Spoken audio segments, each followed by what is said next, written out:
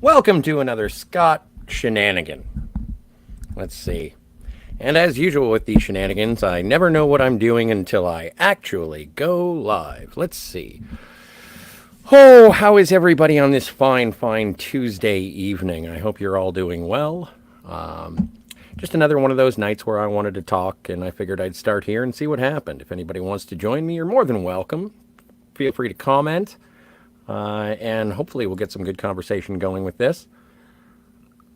I'm going to talk about a couple of things, a couple of unresolved issues that we've had over the last little while, a few explanations. And, yeah, it's basically, it's just going to be a free-for-all. It's going to be whatever I want. So, you're welcome. Great. Before we get to any of that, because I've been poking around and I've been learning how to do things, don't forget that the Phantasmagorium Show does have a website. We really should learn how to use it or employ it a little bit better than usual. And if anyone wants to assist with that, oh, my stars, we'd be willing to help. And actually, we would appreciate yours. Don't forget, we do have a shop. If you want to get yourself a t-shirt and a little memento and have people trip all over the word Phantasmagorium. I know that with my family, they couldn't say Phantasmagorium for a long time. They certainly can't spell it. And that's why I'm allowed to swear on air. It's because my mom doesn't watch. And also, if you would like to support the show without having to wash anything, don't forget that you can tip through Stream Elements, and it is greatly appreciated. It would help us keep the lights on, and that's something that we're going to talk about in a little bit, but not now. I'm not going to stick out my pencil cup right now. I'm not wearing sunglasses yet, so we're just hanging out. And I wanted to thank everyone who is here. If you are lurking, I do appreciate your presence. If you are not lurking and you've actually said hello, I would appreciate it even more. Hi, Jill. Speaking of Jill, she is one of the lovely co-hosts here on the Phantasmagorium Show. Thursdays, we just started doing In the Loop, a Quantum Leap retrospective. And it's been fun. We just watched last Thursday, we just watched the two-part pilot, Genesis, with Sam Beckett and Al Calavici. And it was heartwarming, lovely, nice, and wholesome. And in this day and age, why not a little nice and wholesome? Everyone's yelling about everything. So I don't like to yell. I'm going to complain a bit. I'm going to talk about things that I don't like, but I'm certainly not going to jump up and down like I'm some kind of crazy duck amuck. There's going to be no Daffy Ducking here today. I'm going to do my best to be a Bugs Bunny, if that's not too much trouble. There will be, see, you can get a mug. We have mugs.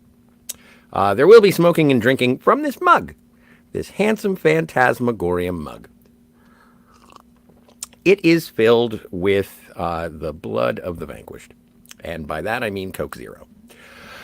Welcome again, Skogil Jotun. I hope I'm pronouncing that right. And if I'm not, it would be greatly appreciated if you could phonetically spell it. And my name is nigh impronounceable, so I understand if you can't. Stephen Ransom is in the chat. Welcome. Let's see. We got Skogil. We got Jill. The always pleasant Sci-Fi Nation. Hey, Scotty. Ahoy, Sci-Fi. And if I mention Stephen Ransom one more time, I think I may bust. So, thank you. I will scream it. Scream it. Let's see. Oh, and Sci-Fi Nation, don't you worry. I will have some constructive criticism in regards to the new Quantum Leap. But don't forget, there is a spoonful of sugar with every new episode of Quantum Leap. There are 5 seasons of the original classic, the classic series, the original series, I suppose, of Quantum Leap. So you don't have to be worried about any of that. If you are, oh, I've got a swirly thing. I may be roboting. If I do robot, I apologize. It's because our internet here at the Castle Phantasmagoria, it's shoddy. And that brings me to my next thing. I apologize for highlighting this, but I am a horrible, horrible individual who will now stick out my pencil cup. And, oh, here we go. I'm getting bars. I'm getting less bars. You know, I turned off all the things. Oh, having trouble connecting? All right. Oh, it will not allow me to post that in the chat, so I'm going to have to do that elsewhere. But don't worry, my pencil cup is happening. First things first, though, I did make a request, and I want to make sure that I honor it. Skoazingo. Skoazingo. Skoazingo? Shoazingo? Yoton. I knew the Yoton. I think I was confident in the Yoton. If anyone would like to join the conversation, you are more than welcome. This is my thing, as it said in the Twitter. If you'd like to follow us on the Twitter, we are. What is the name of our Twitter? I'm the only one who uses it. We are at Phantasmagoriums. And so if you want to get a link, I can do that through the tweets. And you're more than welcome to what's it called? Join in the combo. So I'm gonna go through the chats a little bit. Oh wait, here it is. Here's my pencil cup. There we go. If you'd like to support the show, there is the link. It is in the chat. I will take it down now because I am not that desperate, but I am somewhat. So there you go. Sci-fi, is this the pizzazz that you were talking about? From what I understand, you were looking for some of that. Stephen Ransom says, but we are in an age of deconstruction. Being constructive is so last age. It's true. It's so very 20th century. No domo amigato here, Scotty. You know I don't speak Spanish, and I apologize for my inability to do so. Let's see. I'm going to double check and make sure. If everything's going well, give me a thumbs up. Let me know that everything is right in the world. I'd appreciate it. What did I want to talk about first? Well, I think the most important and pressing issue, because we missed last week's review. Let's see. There we go. Thank you, Sci-Fi Nation. I am bringing the pizzazz. I appreciate it. I even dressed up. I am not wearing pants, though. So, yeah. But last week, we did get an episode of She-Hulk. I did watch it, and gasp, horror. I enjoyed it. I apologize. Apparently, that's bad. I've been sort of talking with other people on other channels, and while we're talking about people with other channels, I'm gonna eventually flow with the conversation, I promise, with my own train of thought. Jill is here with stars in her eyes. As always, and I appreciate you so much, Jill. Antiderivative Jill has a channel, and just today we reviewed The Man Trap, the first broadcast episode of the original series of Star Trek, and it was a blast. We had fun. Some people complain about reviews going on longer than the shows themselves. Well, we had 2.5 hours talking about an hour-long show. Put that in your replicator and... you never put things in a replicator, do you? I'm adult. So, yeah, we did talk about that. And then also on Monday nights, I have a great pleasure of going over to the Pop Culture Curator channel, and we talk about the animated series, which I've never seen before. So that's always dope. Let's see. Stephen Ransom, I am getting... I'm sorry, I'm getting a message. We have someone in the field... who would like to join us for our broadcast, and I would be happy to do so. Stephen Ransom, I will be sending you that link as we speak. Oh, and paste. Click. There we go. I can work technology. All right. Oh, and Jill has...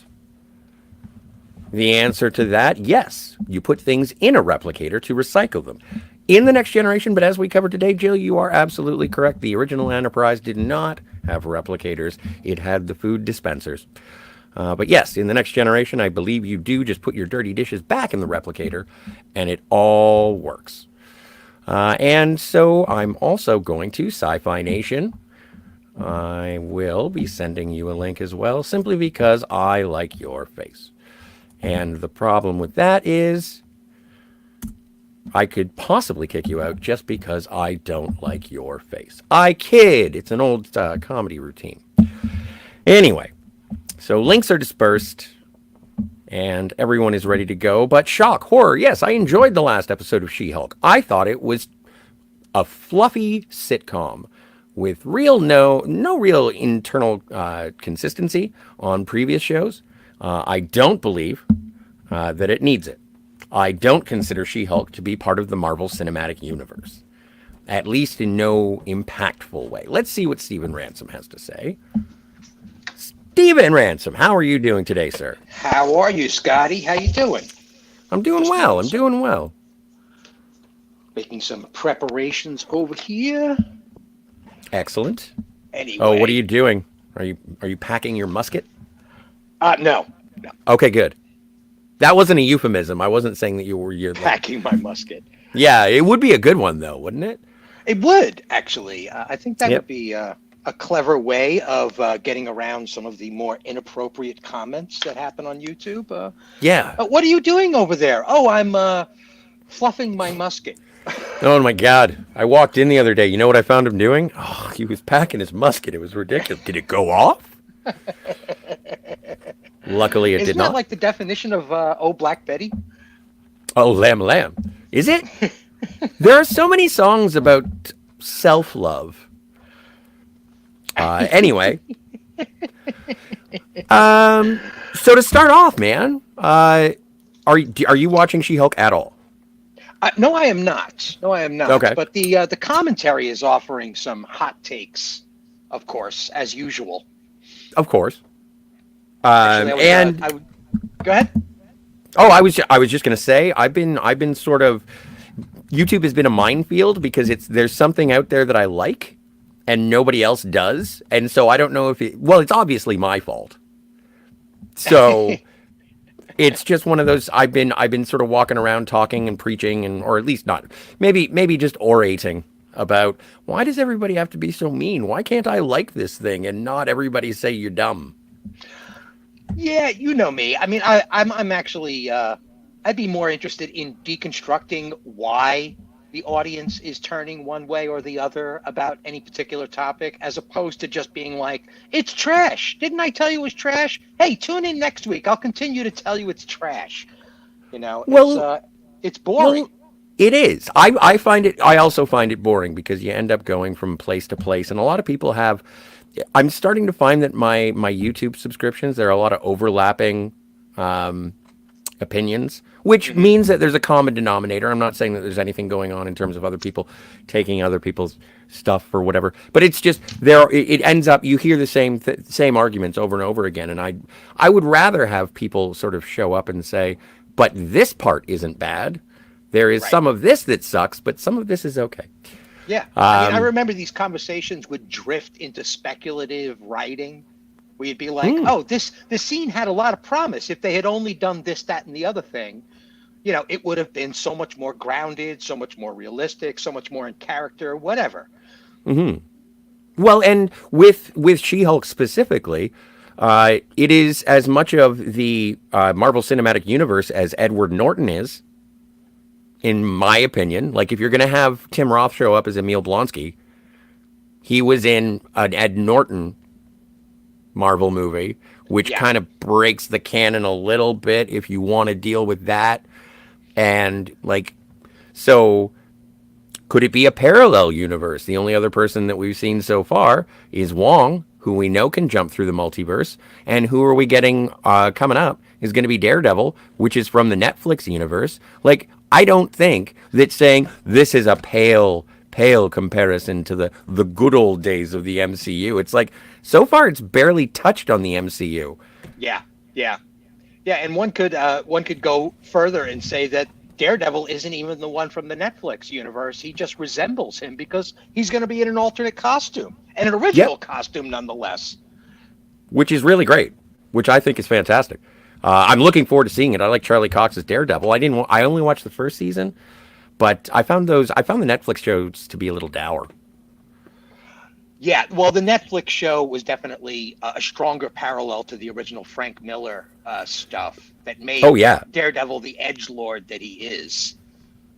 yes. And Vincent D'Onofrio was kick ass as Yeah, I mean, Kingpin, goodness, like as Wilson what a Fisk. kingpin! He was Hmm. just fantastic. I give you the chills every 5 seconds.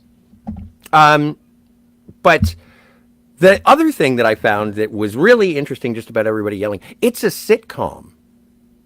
It Yeah, may not it may not even be a very good sitcom, but I've been known to like not very good sitcoms. But can you imagine if the internet was a thing in the early 90s and people were getting this angry about like Frasier, like the spin-off Frasier? It's like this is nothing like Cheers. I don't understand any of this. Why yeah, is it trying to be so hoity-toity? Why is there a dog? And it's right. like it's not Cheers. It's not supposed to be. Yeah, yeah. So it's these may be weak comparisons, but they are mine. So feel free to hurl some slings and arrows. Yeah, I mean, if we were to analyze the term spin-off, one could say that the Earth's spin-off, according to astronomical records, is allegedly the moon, and the moon doesn't resemble the Earth's, and that's a spin-off. A violent spin-off, but a Yes, spin-off indeed. nonetheless. And welcome, Sci-Fi Nation. Welcome, sir. Hi. Allow me. There we are. Oh, Oh, no, there we no, go. that's okay. That's your stream, Scotty. Go ahead. You can stay up Yeah, there. we're No, both on top of Scotty. Here's a story about a host named Scotty. Hey guys, don't sing about me. Before I formally say hello, Sci-Fi Nation, I just wanted to say hi to Pop Culture Curator, and again, check out his channel, where he's been very gracious in allowing me to come on and sort of co-host and review the animated series, which I'd never seen before. So it's always nice to get new Star Trek. Sci-Fi Nation, how are you today, sir? And how are things going on at your channel? Don't forget to subscribe. Oh, hi, Scotty. Things are going amazing. Hey, it's great to catch a stream where you're the host for once. Well, I know that you are a fan, and I do appreciate it. You know, Um, it's it's all right. It is what it is. But no, I mean, it's good to see you hosting a stream. And hello, Stephen. How are you? How's everybody in the chat? Good to see everyone. How are Yeah. you, Sci-Fi? Pleasure always. um, have you been doing any of the Star Trek Online streams lately with the time agents? I need to get a schedule set down for that. Not really. Even if you just drop in from time to time, it's always cool when you see those come up. Yeah, but I would like to get a regular schedule for him though, because you have what is it?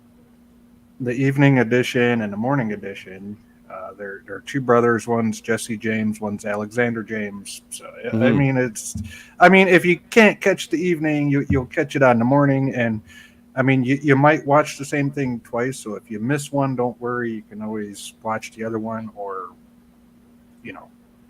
watch it on the replay or whatever. Because I leave the live streams up for people to watch even after they're done. So.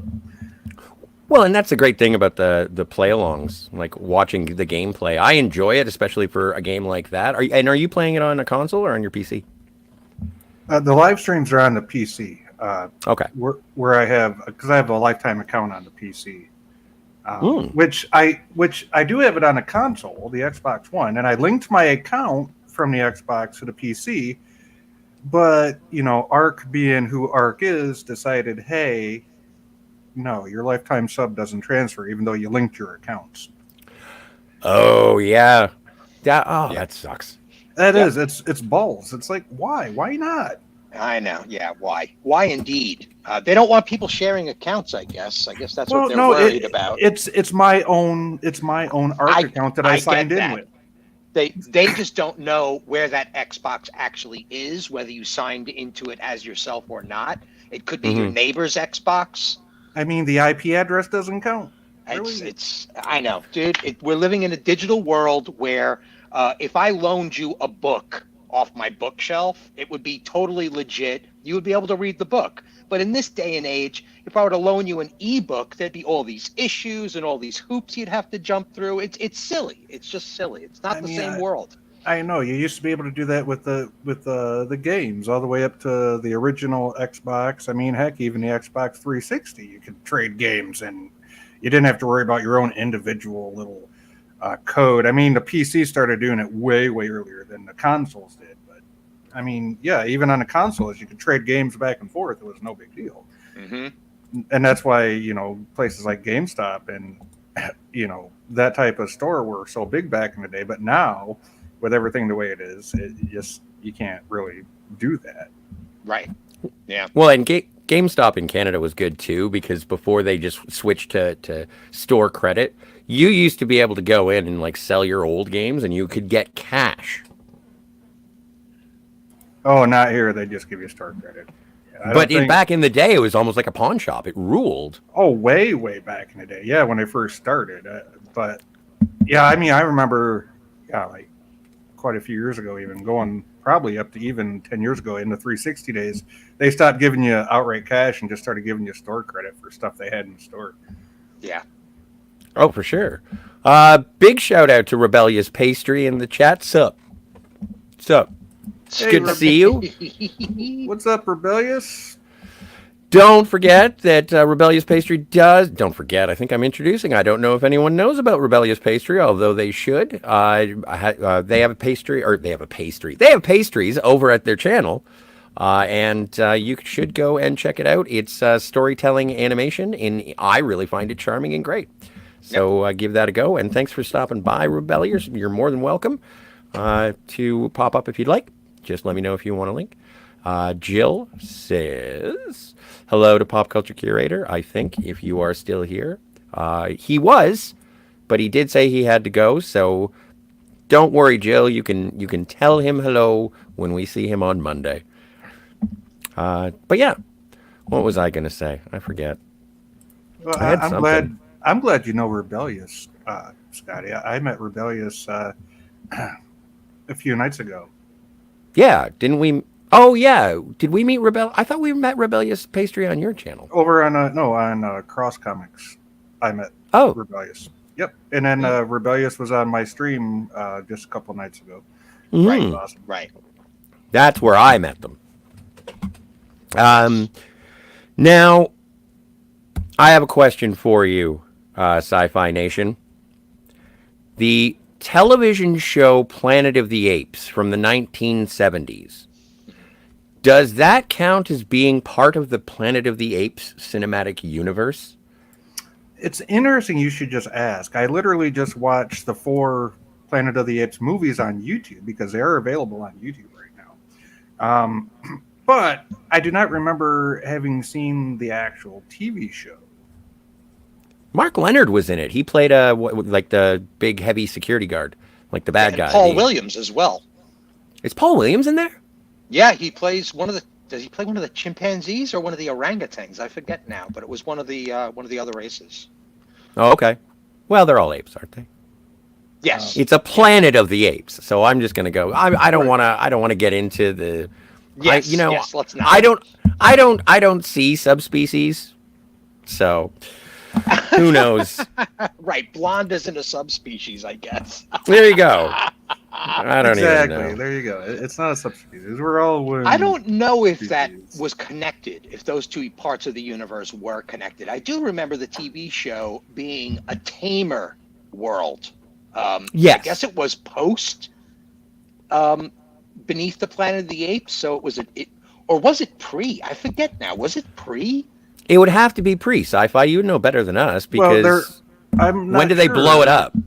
Okay, so you have Beneath the Planet of the Apes, and then you have Escape from Planet of the Apes, I believe, are the last two. And Escape, I believe, is the 4th movie, the last movie. Okay. And is that has Ricardo Montalban?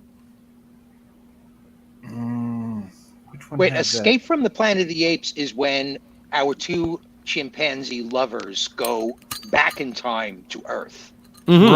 Right. And that's the 4th movie, I thought. Right, right. I, So I it's thought kind that of was like the voyage home almost. I thought it was the third movie. No, that's the third one is Beneath Planet of the Apes. I thought the second one was Beneath the Right. Planet of the Apes. It's The Planet third of one the is Escape Apes, from the Planet of the Apes, Beneath and the then Planet of the Apes, then Escape from the Planet of the Apes, and then Battle for the Planet of the Apes, which is a Oh, prequel to Planet of the Apes, because right. that's where Caesar is involved, and the war finally gets them the planet. oh, that's right. I keep And forgetting I'm pretty about sure that. there's only 4 in that franchise. Yeah, there's the Mm. 4 movies, yes, and then this TV show that I have not seen. I've heard of, but I haven't seen it. Yeah, Well, and it's tame. It's TV. oh yeah, they couldn't say "damn dirty ape" or anything like that. Well, I mean, just even the civilization is a tamer civilization. They're cooperating with humans. It's post battle for the Planet of the Apes. Hmm. Now imagine you're a Planet of the Apes fan in the 1970s, and are you anticipating a Charlton Heston cameo? Are you wondering where Zira is? What is your position on this? Again, I'm trying to draw tenuous links between something that should be part of, but ultimately isn't part of a larger universe. I see where you're going with this, Scotty. I do, and And I think is it that's an clumsy? excellent point to go on.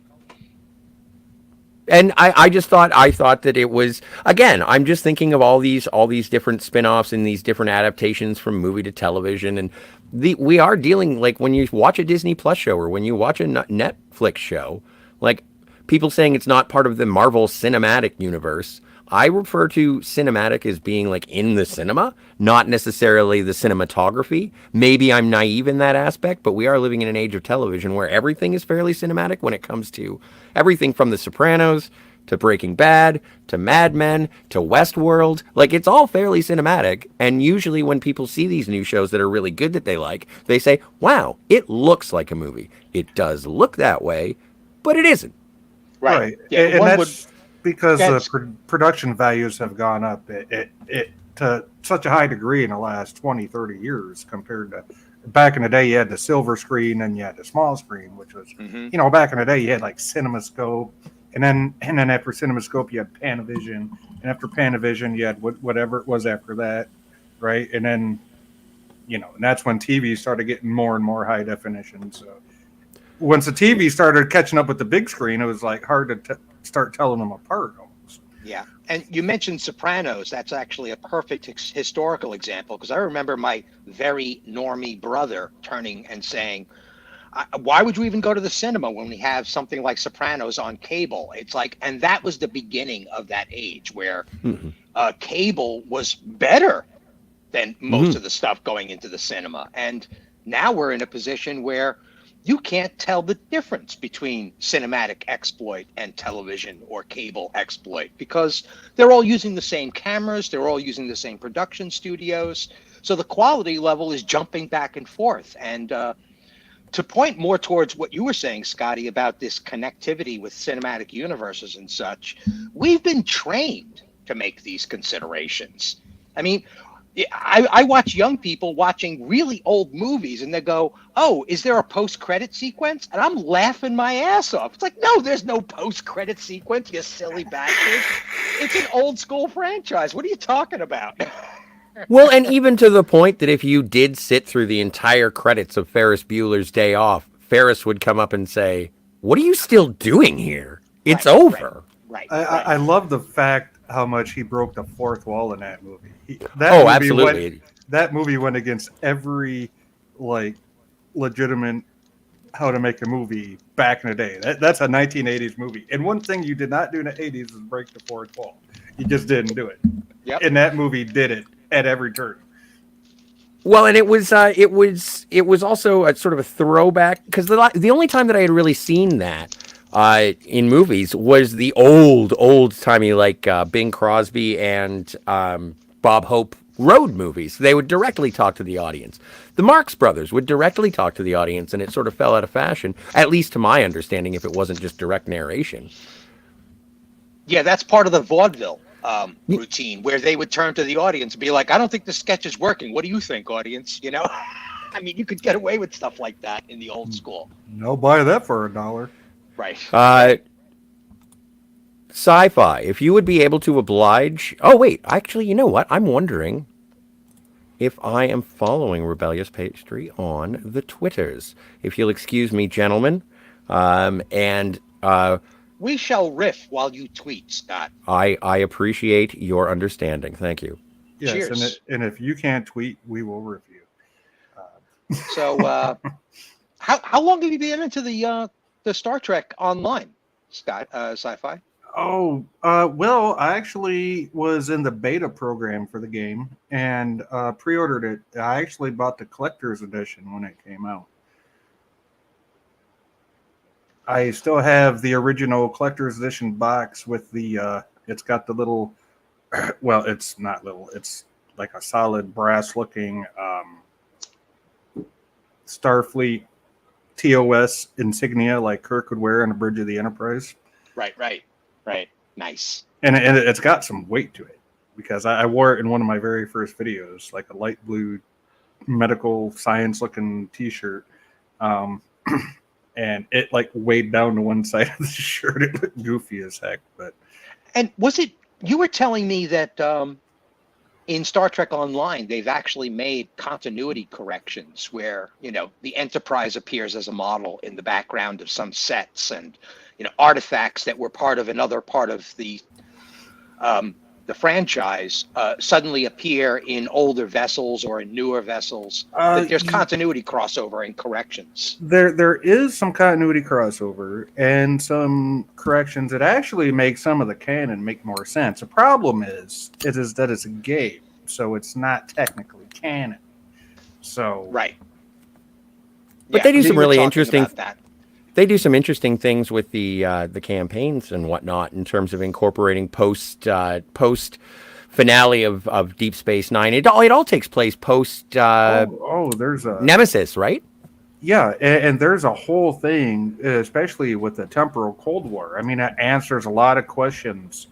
Remember the Enterprise episode where they beam up that capsule that's got the hole in the floor that goes down like 5 decks below the deck plating.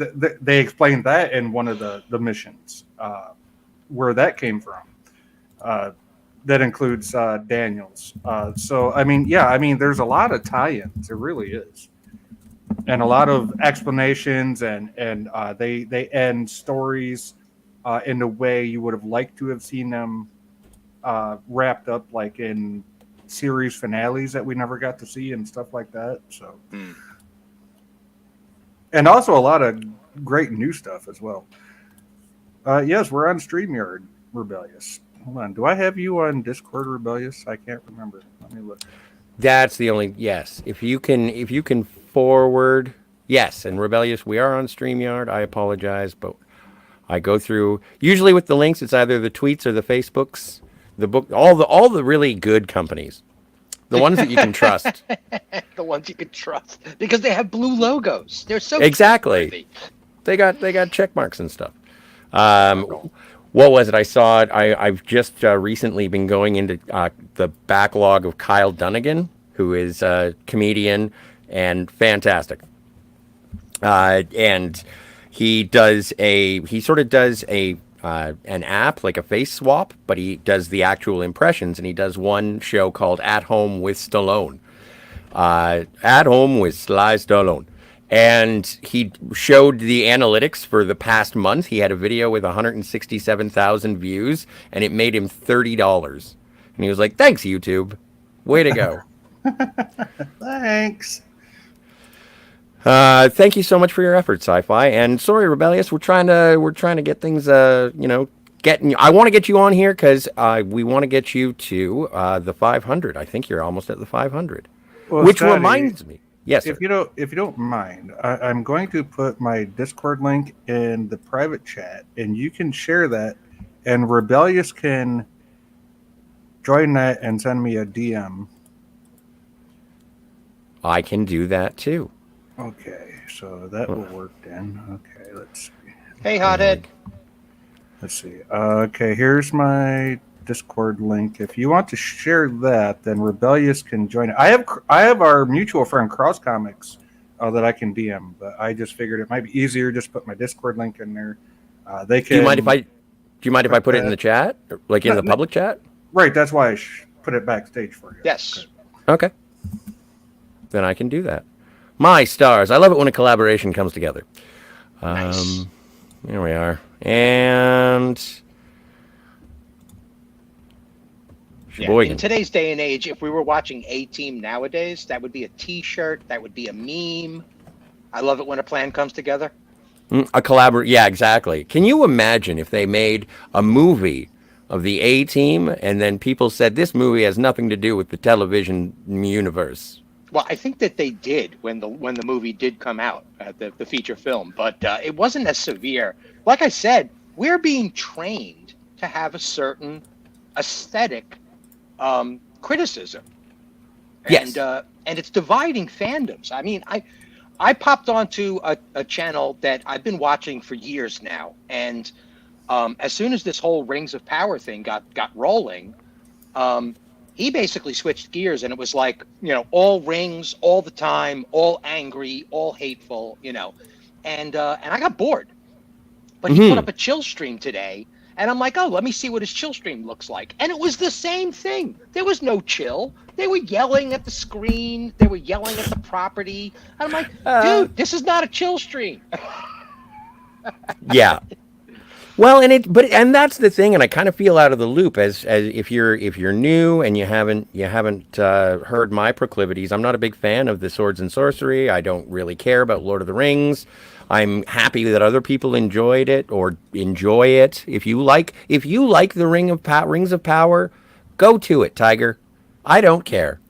And it's the same thing with anything else. Like, what is it? I was trying to find the movie Donnie Darko because I know I have it around here somewhere. I don't like that movie, but I feel obligated to watch it and talk about it and try and be at least somewhat positive about it because I know so many people like it. But I am going to watch it and review it, and it's not going to be a hate fest because I know so many people like it. So, I don't know. I'd be curious. What are your bullet points on your discontent? Oh, it's Or big. Do you have a series of bullet points? No, it's just one big silver bullet.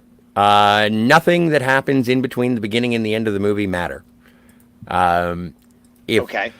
if Donnie Darko had died in the jet engine falling on his house, Spoiler alert. yeah, spoilers on a movie from the early '90s. This is pre 9/11, so spoilers for anything that happened before 9/11. I don't know if I'm allowed to say that on YouTube. So, but yeah, if he had died at the very beginning of the movie, then everybody's life would have been better. Yeah. Which is what happens at the end of the movie. Yep. Yeah. It was, in my opinion, a waste of time. However, I have been having conversations lately with people who say, you know what, it's not necessarily about the destination. It can be about the journey. And since I haven't seen it since it first came out on DVD back in the 90s, I'm going to give it another go. But enough about, we'll talk about that Darko boy later.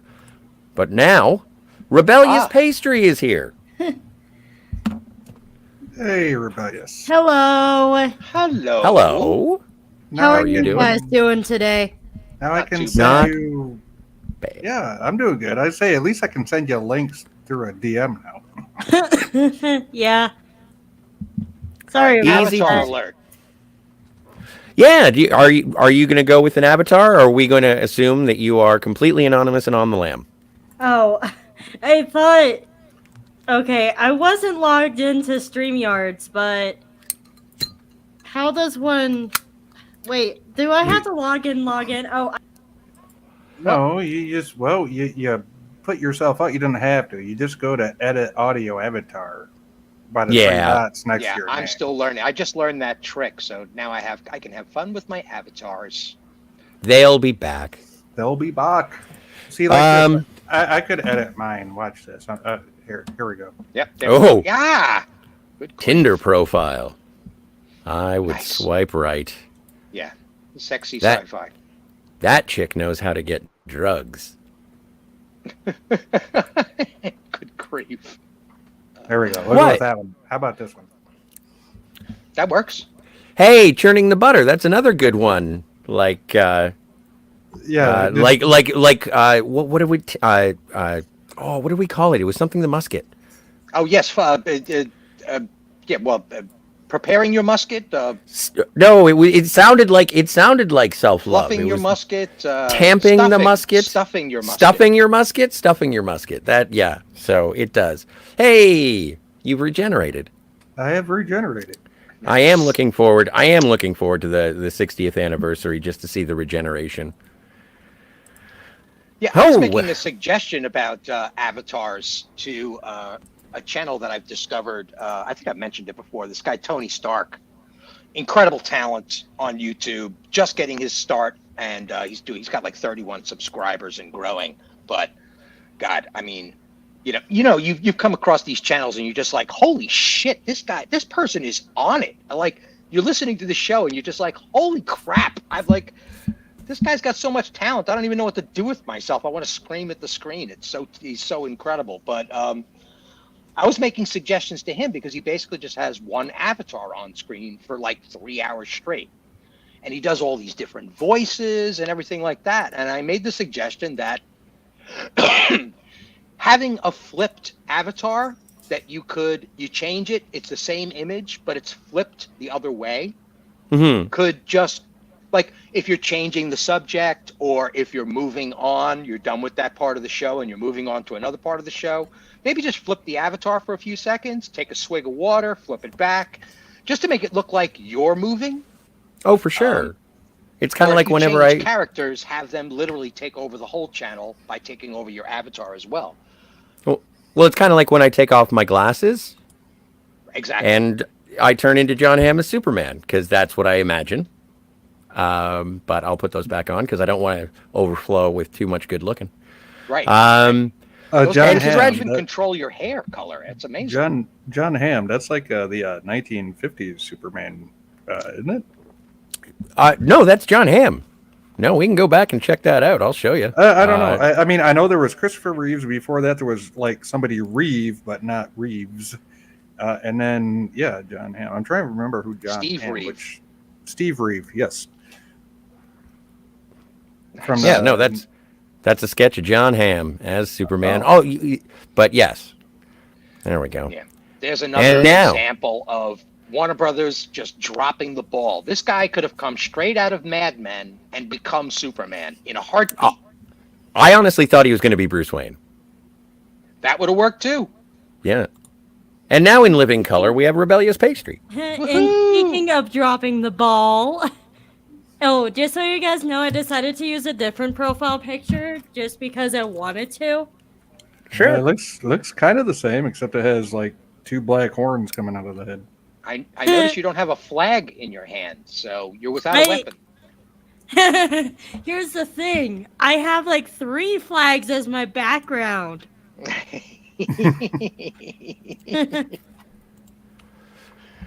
Cuba? Not the non-binary one, but no, I'm joking. Other ones. No, that's okay. I don't use a Kurogan flag as an avatar for a reason. They're just other LGBTQ plus flags. How many flags are there? I don't even know. Well, it's very colorful. It's colorful at the Pride Day parade. Sometimes sometimes it looks like the World Cup. There's so many flags. The United Nation of Pride. There you go. But technically, we could go ahead and if everyone in the LGBTQ plus created their own country, we'd be a pretty sizable country. Well, it would be, oh my stars, it would be the biggest game of Risk, but sexy. Kind of. Hey, I'd host that game. And then you've got that like small percentage of us that don't want sexy. That's true, but there's nothing wrong with a spectator. You could just sit there and roll the dice. You could be friends, besties. Exactly. As long as you can roll the dice on camera, that's all that counts. It would be not like Monopoly, but Monopoly. You could be like the banker. You're the one who gives out the armies. Well, then that gets kind of complicated, Scotty, because normally when somebody runs a game, right, they have the board, they got the pieces, they're moving all the pieces depending on who wins what from who, and so that would get complicated if somebody else actually had to hand out the armies. I mean, Well, we're making up this game as we go anyway. Like right now, we We're have no playing a rules. game? Oh, we're talking about if you had all the flags, sizable countries of all the LGBTQ people, and they all played on a risk board, but it's not a risk board, right? And then you do, you try and maintain areas so that you can build your own amusement parks in the name of love. Does that make any sense? Not much. Yeah. Kind Yeah, of. right. Rebellious Pastry, have you been watching the She-Hulk? I personally have a hard time paying attention to movies most. You did of- mention that, so I will put you down as a yes, you like it.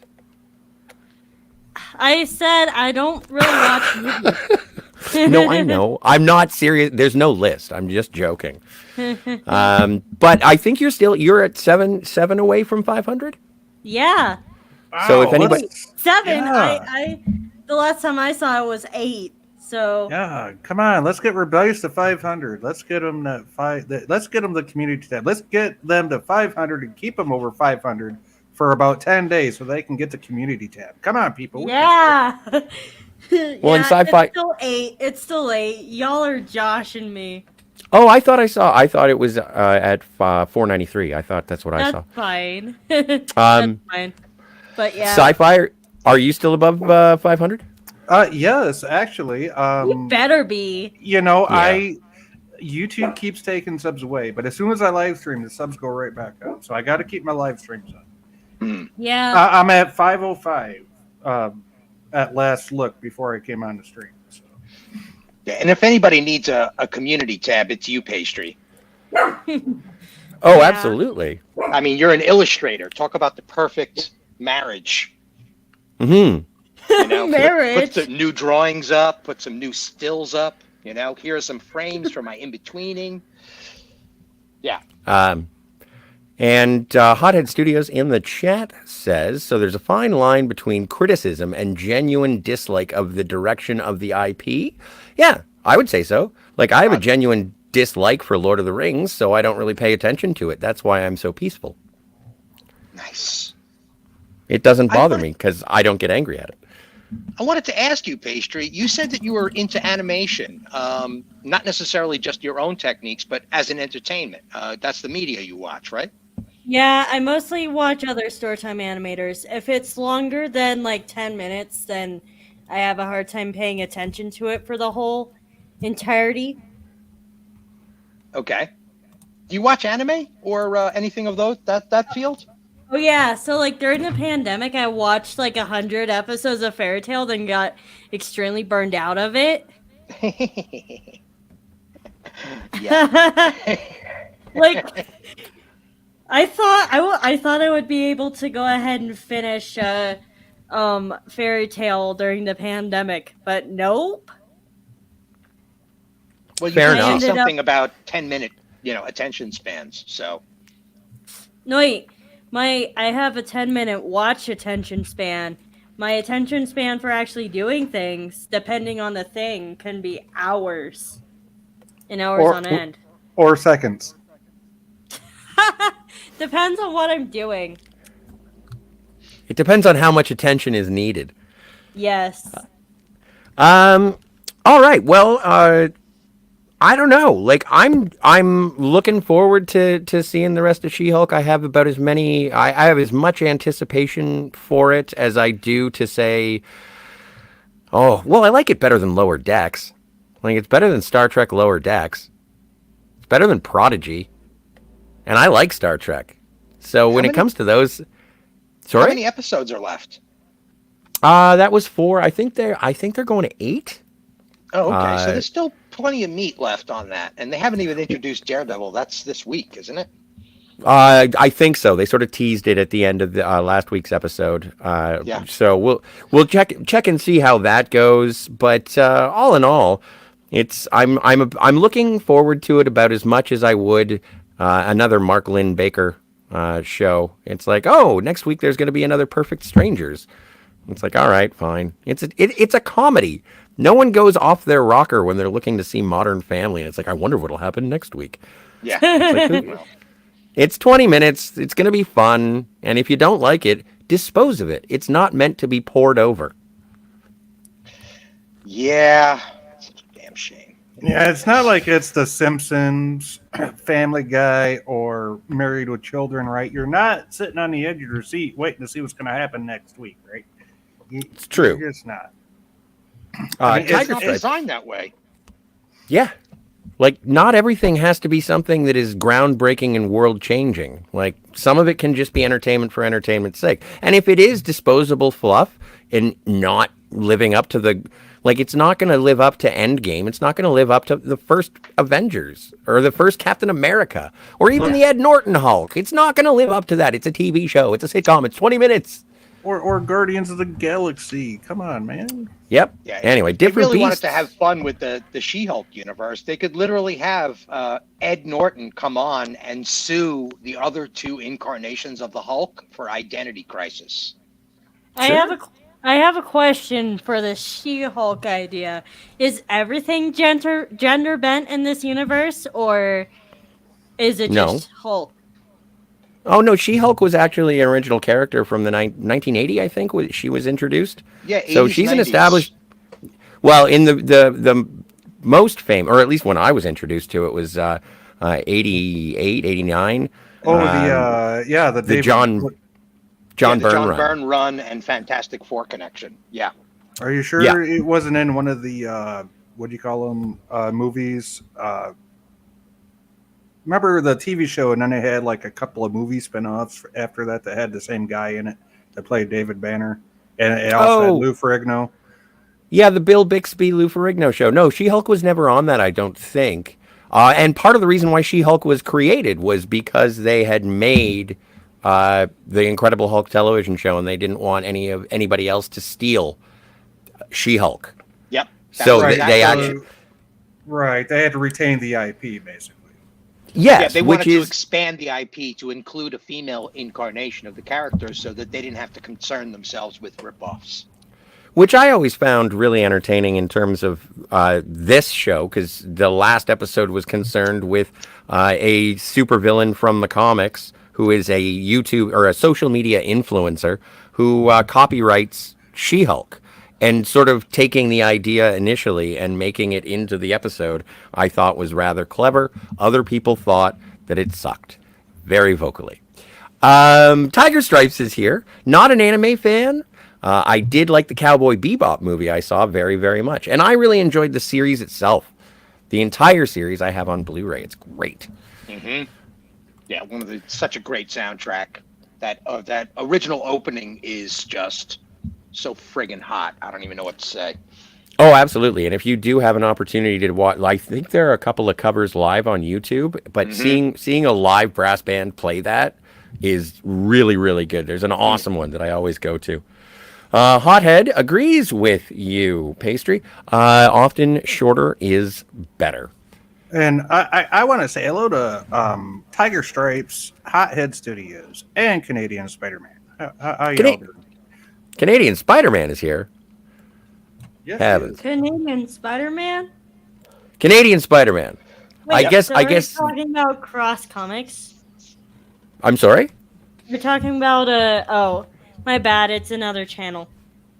Oh. It's actually their name is actually the Canadian Spider-Man. My bad. I thought you were making fun of No, if I was talking about Cross someone else. Comics, I would have said Cross Comics. Yes. I thought If you were making fun of the Canadian Shield. Okay.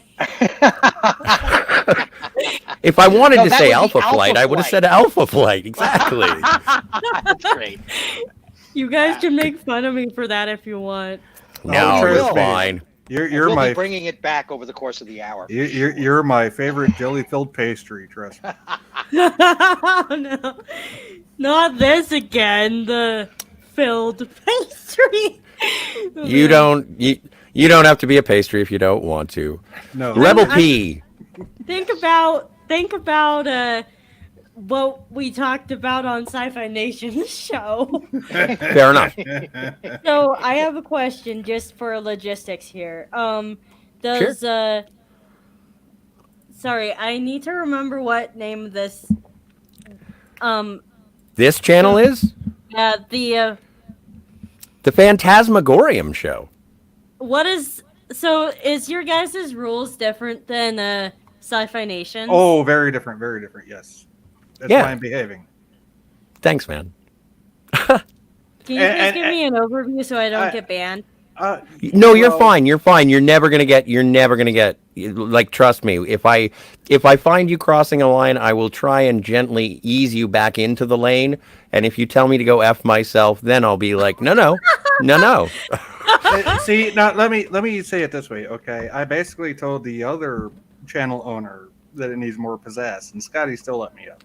So Yeah. Wow. Oh, I can roll with punches as long as I know that it's in jest and as long as I know that there isn't some UHF channel out in the boonies yelling about what an awful person I am. I just don't, them's the people I don't want to hang out with. So that's why we're here in the bouncy castle. So enjoy. The Have a bouncy fruit roll up.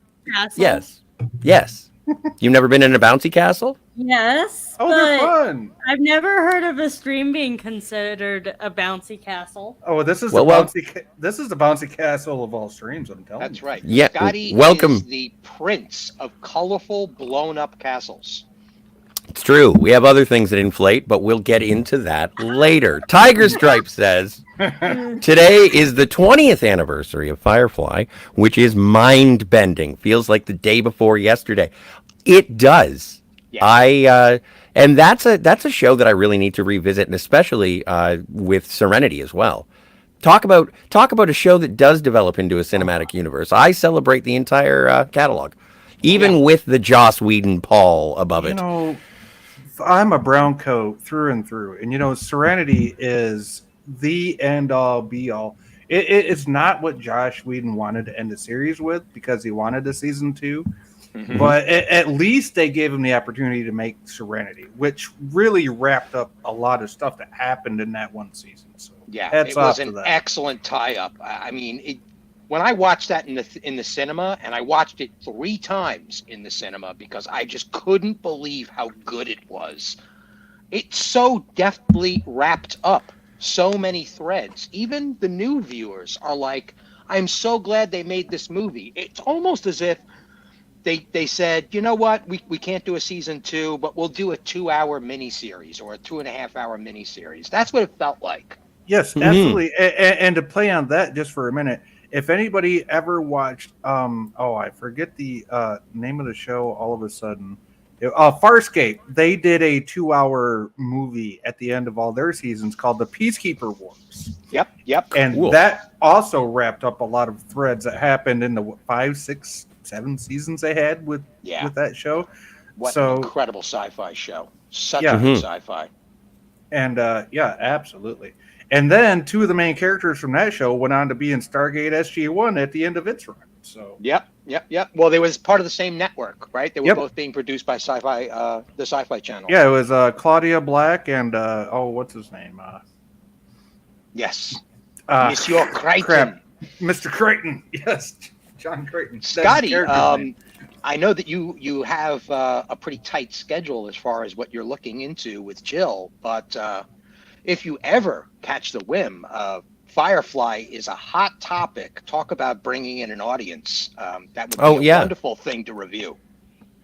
Well, and there we are. I think we're closer to, just in terms of what the Phantasmagorium show is up to, I think we're closer to the end of Bullets, Blades, and Babes, the Quentin Tarantino retrospective, than we are to, because Thursday nights is Quantum Leap, and we just started it. We got 5 seasons. We're going to try and do 2 episodes per Thursday.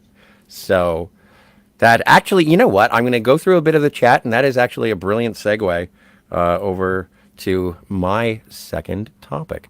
But Hothead Studios first says, I tend to favor older anime. Fooly Cooly, Cowboy Bebop, Tenchi Muyo, Yu Yu Hakusha, etc. I'm getting into manga more, though. What about Manga's pretty good. It's just you got to remember, you need to read it backwards. Okay, like Japanese. How about Black Butler? That's one of my missus's favorite animes. Ooh, yes. Yes. Oh. And what- Hothead is merely hitting the high points. I mean, the properties that they just mentioned are the solid gold, god tier level animes. Black Butler is just a little beneath them, but I'm a And huge one of anime fan mine, myself. So yes, one of mine from the '90s is Bleach. If anyone remembers Bleach from the '90s, yeah, I've and still heard- ongoing from what I understand. I've Well, heard about. they've I've heard about remade Bleach. Bleach, so hard to say which one you've watched. But no, the original Bleach from the '90s. I mean, if it's still going, great. Hopefully, it still has the same like it factor that it did back in the '90s. I'm not sure. I haven't watched any of the new stuff, so if anyone can let me know, that'd be awesome. Here's yeah, and another obvious- really old anime Go for it. by the name of One Piece. Hmm. I've heard Have of you that guys too. ever heard of it?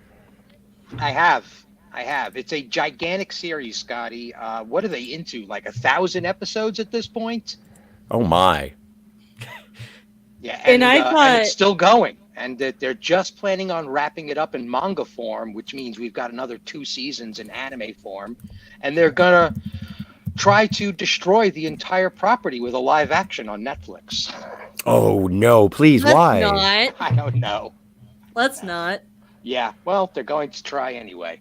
And thanks for the compliment, Canadian Spider-Man. I appreciate that. Well, Um, and I. Oh, sorry. You go ahead. I'll talk Oh, I. W- after you.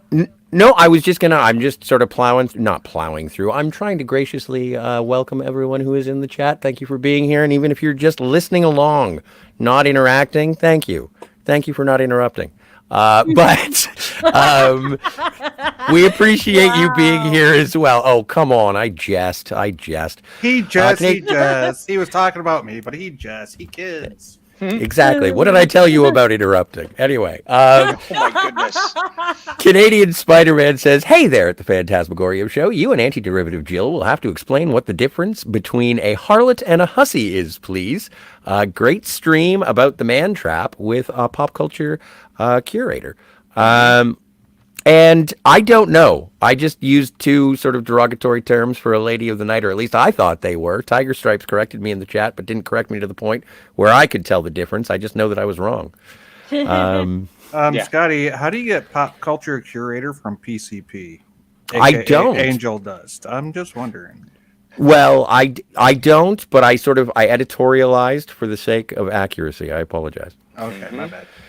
Yeah, because he remembers the show that he just did today. Yes, I know, because I was there. You said But something about moving gracefully into the next topic, Scotty?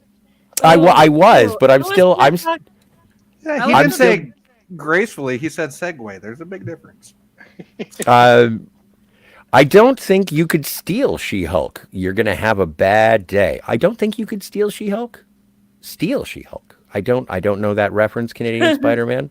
And I'm a dullard. I know nothing. Oh, wait, here we go. Jill seems to know. A hussy will give it away. A harlot will make you pay. That makes sense. That makes perfect sense. So, but still, I don't even know. Yeah, no, never mind. I'm not going to pursue that. Yeah, never mind. Not going to use modern words. Would not be. Well, Wouldn't be no, prudent, but not going to do it. I'm trying to give an objectified answer of like what's a harlot and what's a hussy, but then I feel like I'm just going to be derogatory to 2 chicks. Yeah. You're just objectifying women. Don't do it, Scotty. Well, I can aesthetically appreciate if that's objectification. Then Jennifer Walters, call me, because she's a lawyer. Canadian Spider-Man says to Tiger Stripes, "Hey there, glad to see you again. Just listening to Jill. Read your comments on her Man Trap stream. Good comments. When Tiger Stripes was awesome. And sorry, I haven't ever heard of Jill yet before, other than the fact that she commented on Sci-Fi Nation's streams. Jill is awesome. Jill's amazing. She has her own channel. You should check her out sometime. Same name, same avatar. Yep. Very strong opinions about Star Trek, and even stronger opinions about not Star Trek. Yeah, I mostly am here for the streams, but I'll check out things as well. Well, yeah, and that's all we ask. Just check out Anti-Derivative Jill. If you like what she does, then go ahead and subscribe to her. That's right. yeah, and I guess the most accessible streams would be the Friday Plomeek tea time, just because that is when it's more of a free for all. I think even on what was it the other day we talked about Fallout, and we went all over the place. There was Picasso. We do that with Pleasant Valley Picker CA, and he actually had a fun story about Washington D.C. being overrun by Boy Scouts. You'd have to listen to that to learn more. Ooh. I know, eh? No It Boy was so Scouts- funny.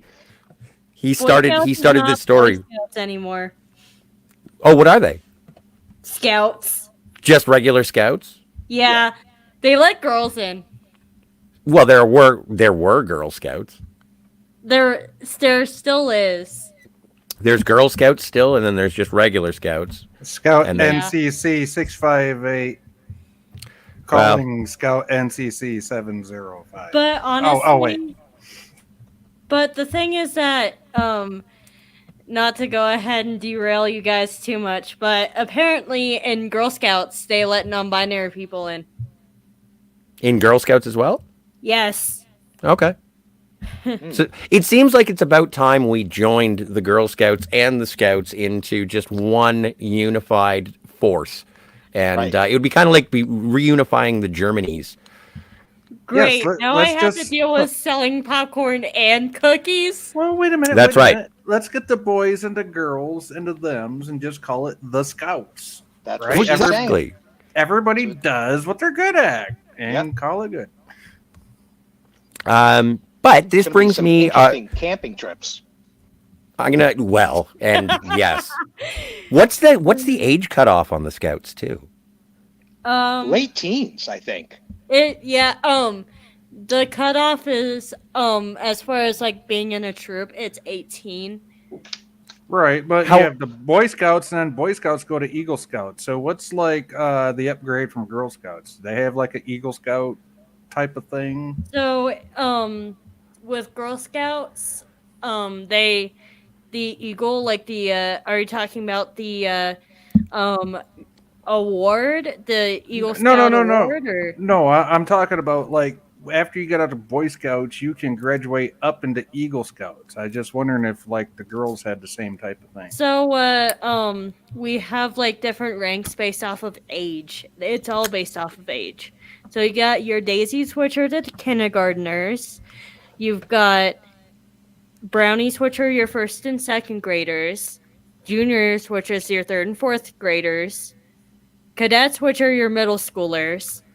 Seniors that are 9th and 10th grade. And then you got ambassadors, which are 11th till adult. Okay, so the ambassadors would be equivalent to Eagles. Okay. All right. But yeah, it's a by age system, not a by. Well, yeah, it is with by the Boy Scouts rank. too. Right. It goes by age, grade, all that type of stuff. Or at least it used to be back in the 80s and 90s. It might have changed the last 30 years. I don't know. Yeah, that's true. I think we only had Cub Scouts, Webelos, and Boy Scouts. And then Eagle Scouts. Yeah, well, that was about it. yeah, in America, we only had Cub Scouts and Boy Scouts. We never had Webelos, whatever those are. Well, must have been in New York State. It was like a subdivision. I forget, but you graduated through the Webelos to become a Boy Scout or an Eagle Scout. I forget now, but I'm glad they're united, and Godspeed to the whole crew. It's a necessary Absolutely. thing. I think. And I've argued this point before. I think that I'm going to call it militarization, but I don't mean it in the form of combat. But this idea of gaining merits, being in a unified group of uniformed people, pursuing out of a handbook certain methods of procedures so that you know how to cook a fire, so that you know Cook how a to do fire? certain procedures. Yeah. Well, look at it this way. A lot of How kids exactly? know- hold on. How exactly do you cook a fire? Well, you put one know- fire on the ground, and then you put a rack with another fire above it. On You top put of that it. Fire, yeah. Is that like burning water in home ec? Can I- Kind of. It's like three-dimensional chess, but with fires. Can I get my One D- second fire medium rare? But with 1D chess. Make sure Welcome, Jill. Hello. Make sure you don't burn your fire. Don't burn your fire. It's gonna be a lot of smoke. Hi, Jill. How you doing? I was It's just been great. giving whoever said don't cook your fire a hard time. Yeah, that was Steven. Steven, come on, man. Yes, my tongue is naughty. When I start speaking erratically like that, my tongue gets naughty. And welcome, Parrothead. Yes, hi, Parrothead. How you doing, buddy? And also Speaking of welcome, hello. Jill. Indeed. Hello, Jill. How are you? Fantastic. Thank you for asking. How are you guys doing? Hanging out, talking about whatever I want. Great. Or whatever I segue into their lives. Yep. It's funny though, because I remember when I was never in the Boy Scouts. I was in the younger version, and I'm in Canada. So technically, when I was a boy, I was a beaver. Oh, I remember that ranking The too. Beaver Scouts. Hey, I know was- teenagers that do that. Without And you getting had- mad, just- Good grief. You had different colored tails that you sewed on the inside of your bucket hat. It was fun. Oh my God, But, you remind me so much of a Red Green episode right now. Oh man, I'm not even wearing suspenders. But I'm putting a pin in the chat. Welcome, Jill. And Jill, have you seen any Star Trek lately? Yes, we just reviewed Mantrap. From I heard it was a good the original stream. series. Yeah, that was a pretty fun stream. Yes, And then we also I yeah? need to watch that because I want to see if anybody contradicted somebody that we all know. Oh, it doesn't matter. We Oh, had for fun. heaven's sakes. contradicted. Well, I had a lot of fun analyzing the episode from every angle, so you're bound to be. I'm always intrigued by your Interesting. streams, Jill. So I'm definitely going to go back and watch it. And I wanted to thank you, Jill, for backing me up on the replicator issue that Scotty brought up. That's where you put the dishes. I mean, the You're dishes welcome. aren't going to clean themselves. You just put them in the replicator. Well, you True do. story.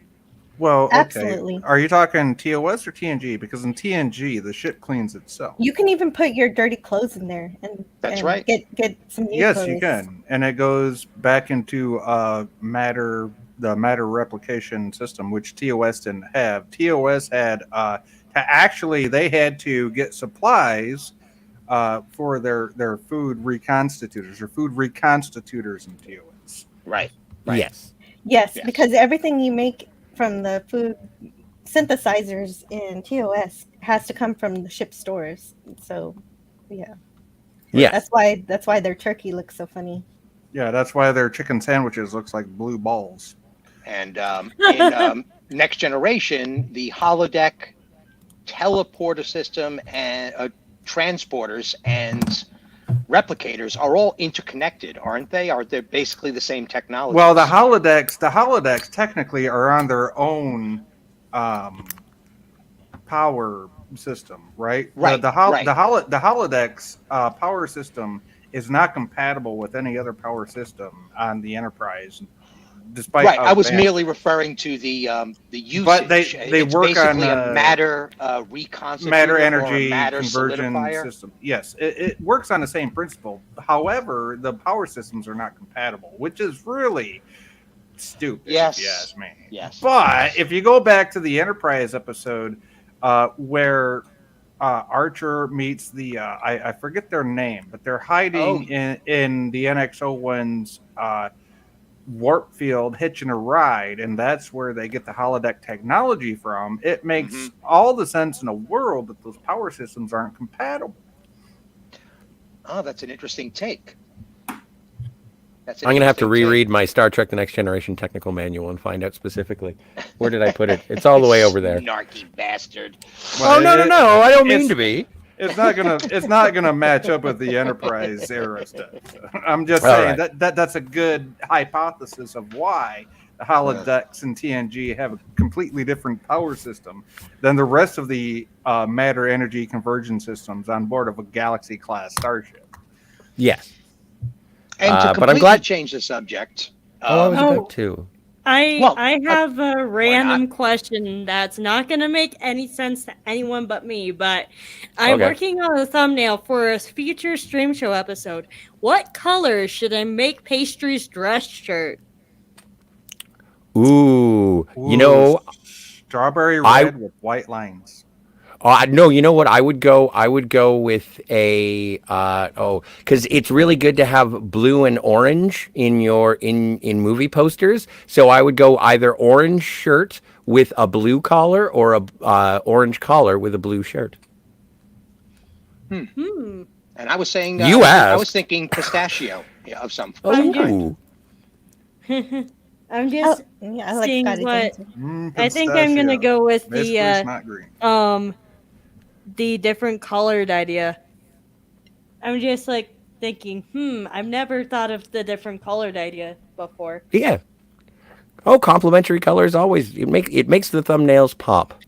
Just so you know, the football team in my state literally has blue and orange as their Every colors. are there any football fans out there and know who can name the state based on the colors?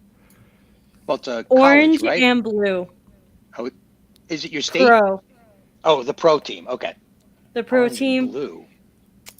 Who would that be? Is that the I- Colts?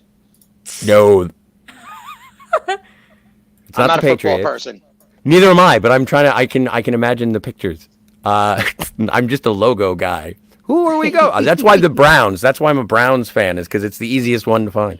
Oh my God, you're an Ohio fan? Oh, that explains. Yeah, I'm gonna get in at the ground floor when they suck ass, and when they win, it's gonna be great. Well, you better be a Lions fan then, not a Browns fan. Here, Well- do you want to know what? Do you want to know hints based off of like the state? Why don't Like- you just tell us the name of the football team? Denver Broncos. Denver Broncos. Nice. Oh yeah, blue and orange. Yeah, that's great. That works. That's perfect. And just to reroute. Oh, Steven, you were gonna completely change the subject. I was merely going to put in that I took a peek at the captain's channel just Yes. to see what the hell the deal was, and ironically, I'm still a wrench in his chat, but I'm Oh, me blocked too. on Twitter. Really? Yeah, whatever. I'm shadow banned. Yeah, over there. me too. Oh, go figure. Just surprised. And so I This is I a brought great it up- club. I brought it up in Talking his about chat, captain and he called me Yes. fickle. He called me fickle ransom from then on. And then I said, I said, I laid one chat in before I noticed your show was coming up, and Snowdub was also putting up something this evening, Taco Tuesday. Parrothead and Canadian Spider-Man know what I'm talking about. But in the captain's chat, I put in, I'm like, you're probably one of the most fascinating characters to chat with. It's just a damn shame that you're your own worst enemy. I And read that comment. That was awesome. that just Well- stopped him in his tracks. He totally fumbled from then on to the rest of the show. But I don't really see anything negative in being blocked by him on Twitter. It's I totally don't a lot of either. fun. I don't And either. That It morning, was- I had a really fun time on his stream. I don't either. The only thing I got out of it was making a video and getting a whole hell of a lot of views. So hey, thanks, bud. Yeah, I Well- don't think the captain would like me very much. No, he'd probably like you less than he likes me, and that's saying something. Well, I think the word "like" is an ambiguous word in this statement, in this conversation. I don't know. Does the captain like anything or like anybody? I don't even think he likes having Well, people right that now can. he's saying he's all about business. He's all about making his comic book. So Right, that's but cool. yet he still keeps sending me links. If you're all about business, why are you sending me links? Oh, Well, He also bless wants to his watch, heart. watch hours, I guess. I just Right. wanted to get it off my chest. I did watch the show that you and Scotty came on to, Jill, and your interesting exit as well, which I thought was hysterical. Regardless of what the context actually was, it was hysterical to The see context live on was air. that we had to work. I had to go work on the animated series episode that Yeah. I had that night. Hey, Canadian Spider-Man, I shouldn't Yes. have to ask because I didn't ask to be blocked in the first place. Why should I ask to be unblocked? No, that's on him. All right, I'm done with that. I'm done with all that stuff anyway. So Yeah. Well, whatever. If I I'm not mentioned, mistaken, I'm actually a thumbnail on one of his videos. You have been Yeah. blocked by Scotty R37. So Yeah. even if I were to be unblocked, he'd have to go back, change the thumbnail. I don't want to put him through all that effort. Exactly. That's a lot of So Or work, different, man. him. Scotty. He would have to change his thumbnail I mean, because I he did that. I did that watched stream the it. other night that Rebellious was on, and Scotty, you were on. Steven, I think you were on even. And he said, "Oh, put me in the basement. I warned him. It's on. It's like a live stream. I warned him I'd stream against him." Okay, Well- go ahead. Go ahead. Well, How yeah. many views did you get, bud? I'll test Well- that theory. We'll see. And the thing is I'm sort of treating that gentleman in the same vein as the guy who slapped Chris Rock. I'm just sort of considering him as the guy who blocked Jill, because it just seems like one of the weirdest things. I've met Jill a little while ago. We actually met on Captain's channel. I met Jill on- we met on the channel that blocked Jill. And I met Jill. Exactly. We met Jill on the channel that blocked all of us. So hey, thanks. So, Mr. Blockhead, you It's blockhead. totally fine. oh no, I know it is. It is. I I'm actually not. have a friend that has his character as a literal blockhead, but he's really nice. Well, and that's the thing. And if he ever comes up on my panel again, he's going to look like Charlie Brown, the blockhead. Okay. Yeah. He's going to be called the blockhead. It's going to be a Charlie Brown picture. I'll put it there for him. Oh, there are blockheads on Gumby too. I guess I was just making the statements because there's a lot of familiarity in the chat. Everybody, I think, in the chat knows exactly who we're talking about here. And Yeah. I just I wanted to kind even of know. clear it from myself. I wanted to clear it from my own, off my own chest. And I was Sure. curious. I'm kind of done. I think it's a damn shame. I thoroughly enjoyed the conversational points he would bring up. And Right, he's I like the movie certainly an theories and stuff. intelligent man. Absolutely. But Absolutely. He's I a very don't smart understand this his continuous self-sabotage. It just seems like that's the act, is self-sabotage, because that's And- all he seems to do. Yeah, it is. Well- And it's really sad that he has to do that. Even Tiger Stripe says, sorry, Scotty, for jumping ahead in the chat, but Tiger Stripe says, even Dalek thought dumping on Jill was a bridge too far. Mhm. Like the one over the River Kwai. I have to agree. But there's a movie called A Bridge Too Far. It's just called A Bridge Too Far. It's really Yeah, there's good. also one But you know, before that. It's it's called just- Bridge over the River Kwai. I know, I- dude. Well, I was interestingly, actually go ahead, kind of Jill. excited to be blocked because I've never been blocked by anyone before. So it's Yeah, kind of- it's bizarre. Me too. Me too. Me Oh, either. there you go. There you go. He broke Jill's block cherry. There you go. Nice. I'm kind of surprised that Crossy haven't blocked me off his channel yet. Cross is awesome though. Yes, he is. Yeah. I value the things he says and stuff, but I can listen to that on his streams. I don't need to see his tweets. I mentioned that burning bridges was a very bad exercise. And he Well- said, indeed. And that's why I continue to harp on Scotty, the way he blocked me on when he was on the Phantasmagorium. And he brought up the whole thing about you saying something about it's not a documentary. I was like, really? Seriously? You're going to bring this old hat up? I mean, Jesus Christ, man. Hey, Are you ever But going I to don't forget really that thing? see it as a bridge being blocked because I can The- still comment on his videos and Exactly. I That's the see bizarre chat, part. and I'm It's still incomplete. a wrench. oh, by the way, did you know Singing in the Rain is not a documentary? I've heard know, that. It's incredible. Such an insight at this I point. know, just right? don't know what to say. Anyway, so enough yeah. about A that. movie. And we can move on from there. Yeah. Bless his heart. Speaking of Scott Bakula, just to bring it. Scott Bakula, Scotty. Yes, please. Well, last night was the new Quantum Leap. Oh, it was. I didn't even know they had their premiere. I watched most of it. I was finishing up the animated series over on Pop Culture Curator, but I jumped on and I watched the last 45 minutes on terrestrial television because I have cable, and so watched it. And oh my NCIS Quantum Leap!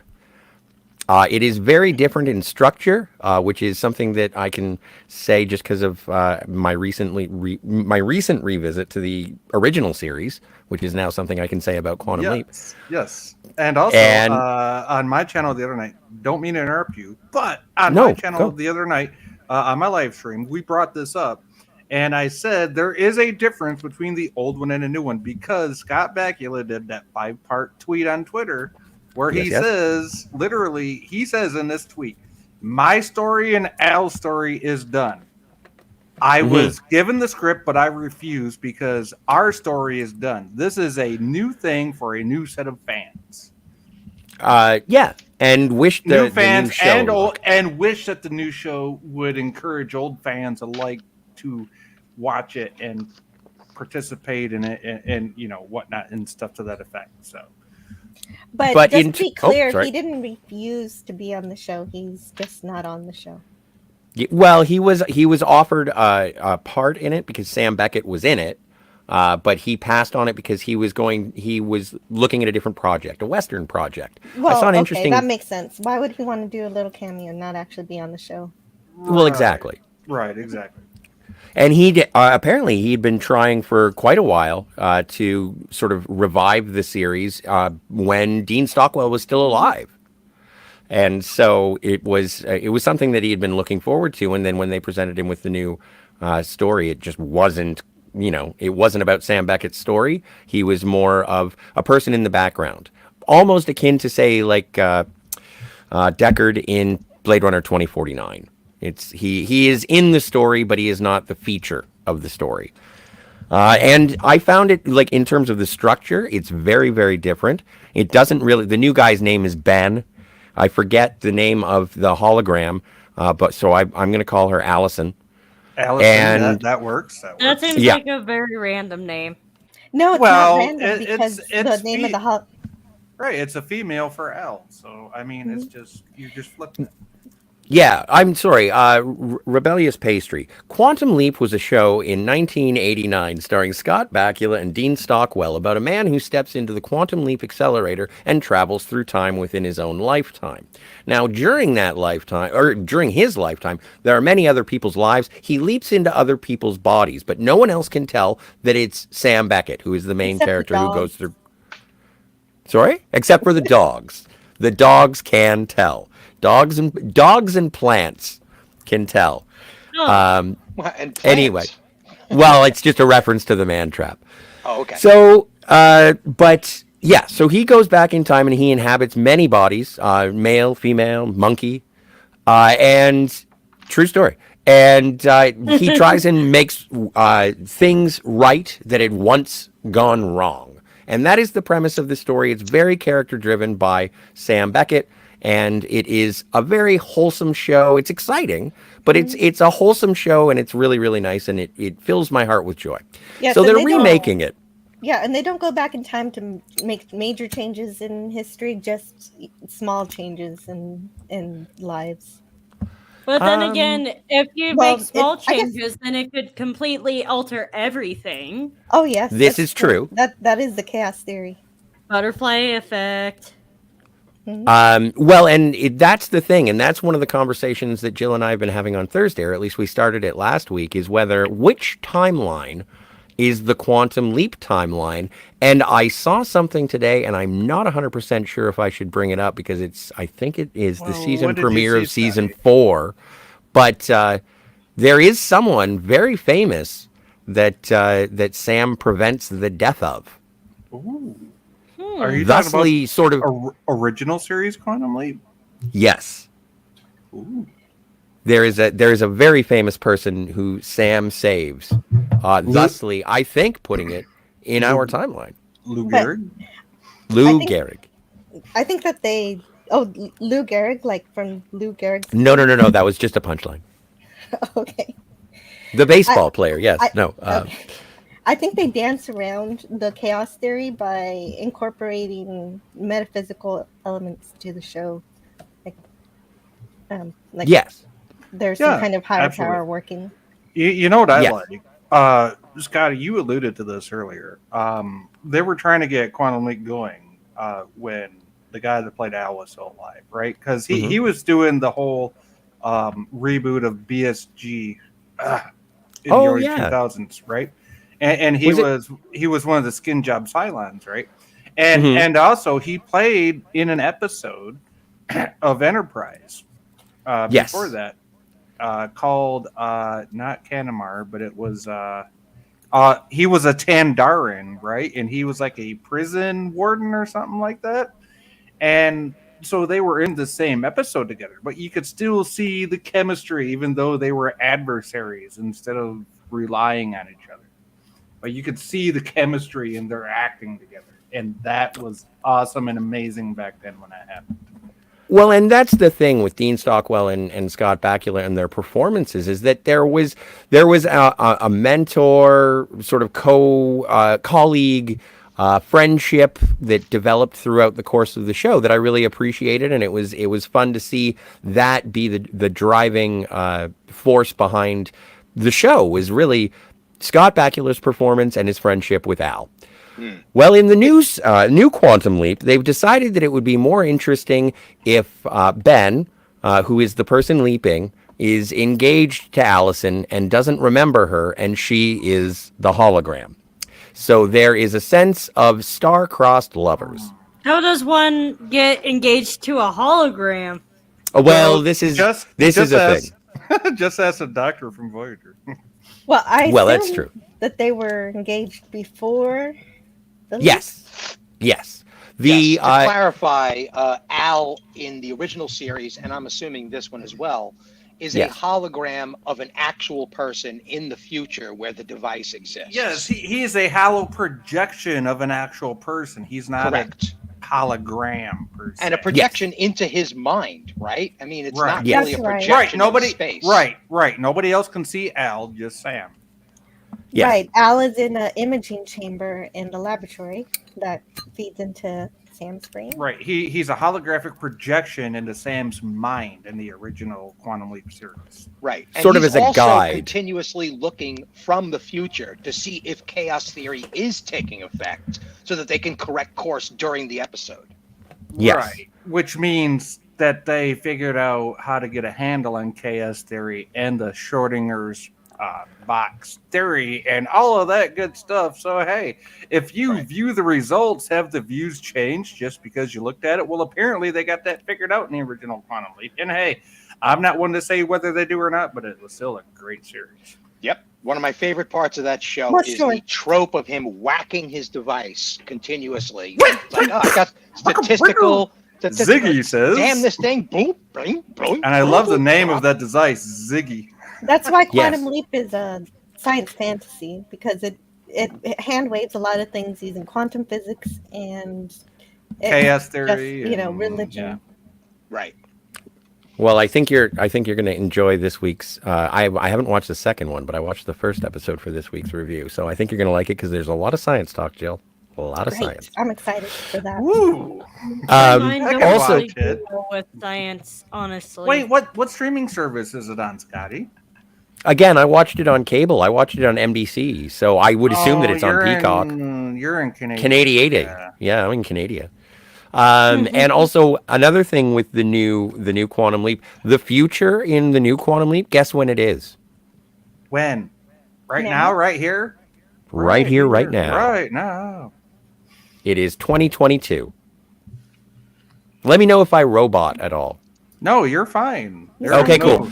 There is, see, that goes to my comment earlier. There is no Dome Amigato, Mr. Roboto. You totally missed that reference, and shame on you. No, I know my sticks. So yeah, the far off future of 2022 is where the new Quantum Leap takes place.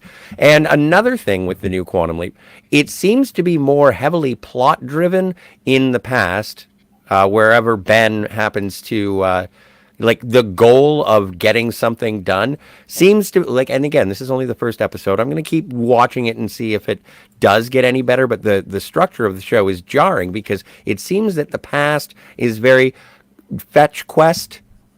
And the real heart of the mystery is in 2022, where they go back to base and they're figuring out how Ben got into the Quantum Leap accelerator, who's helping him, what's going on. Ernie Hudson is there. That There's a should be- security chief. Ernie It's Hudson? yes, it's almost like a Stargate situation. Wait. NCIS.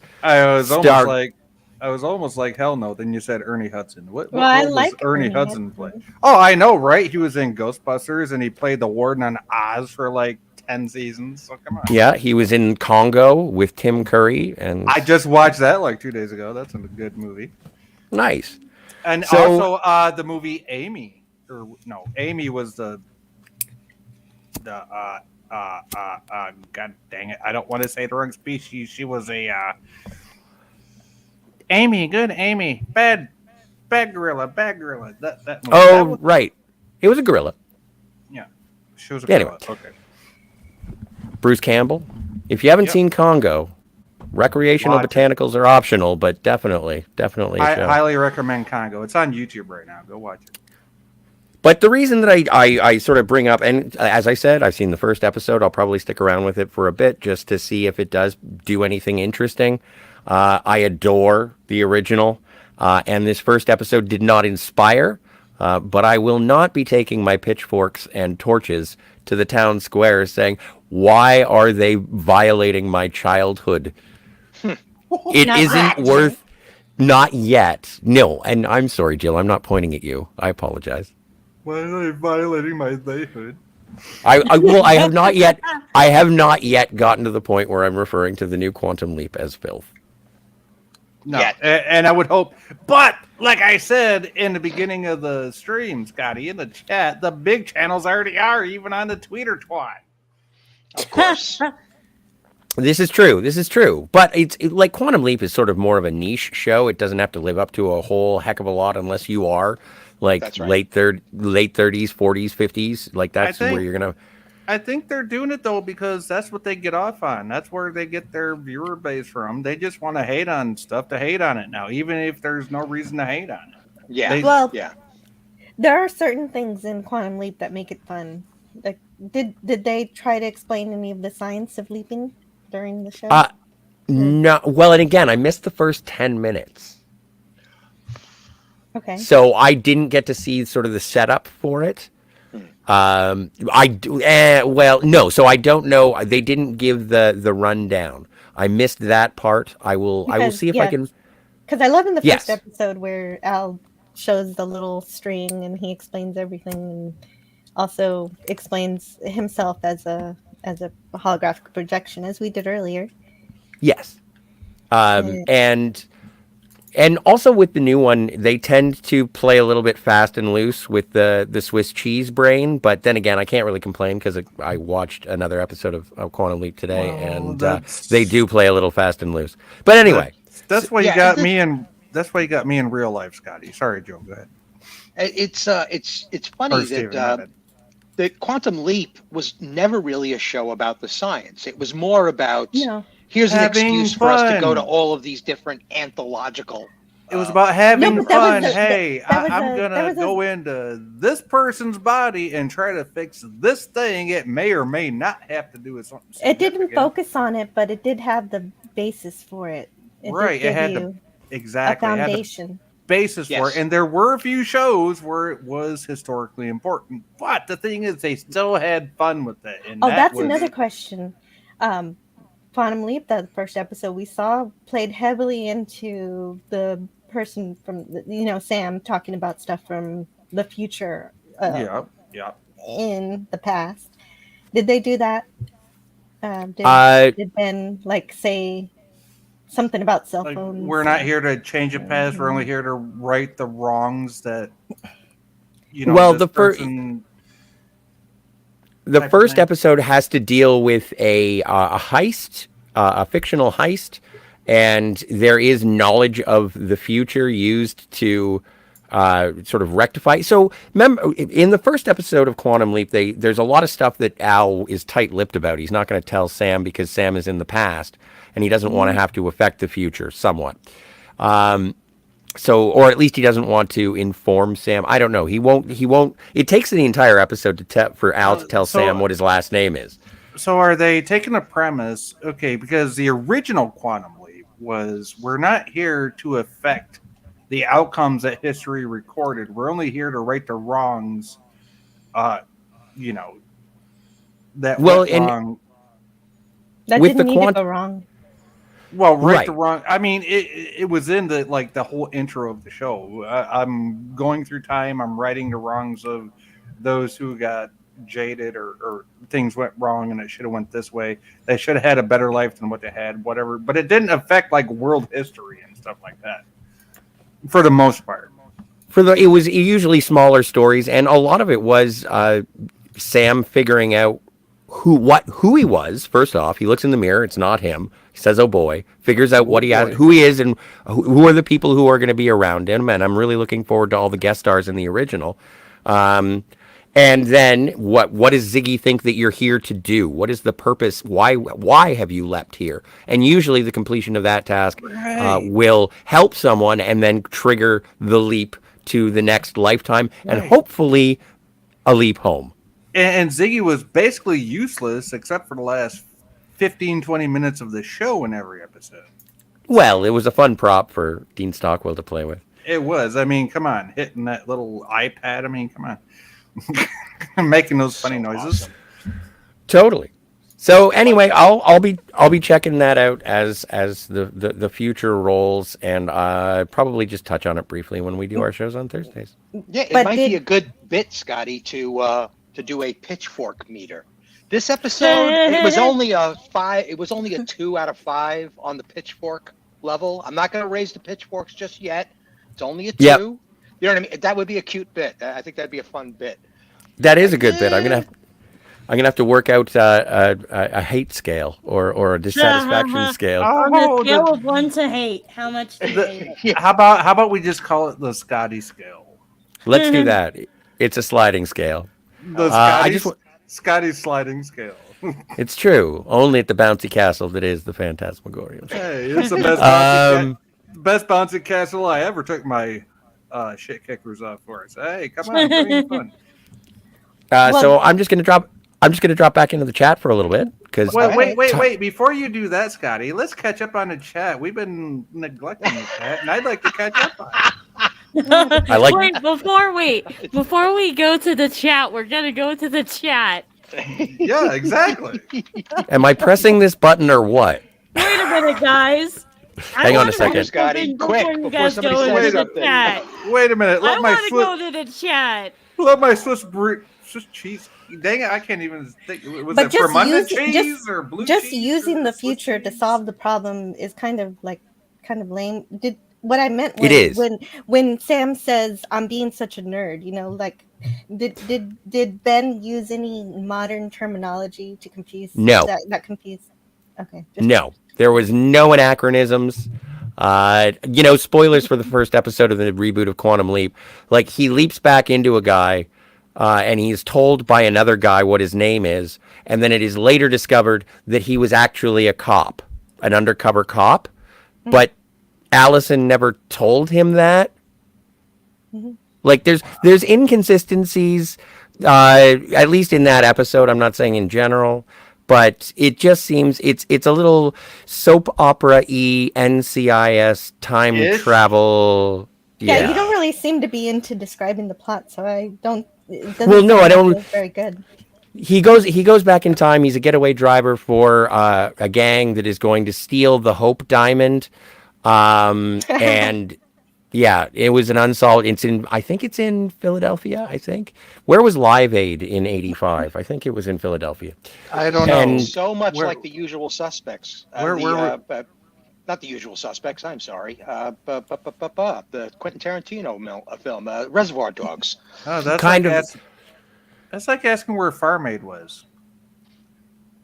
In '85. Anyway, about that chat, Scotty.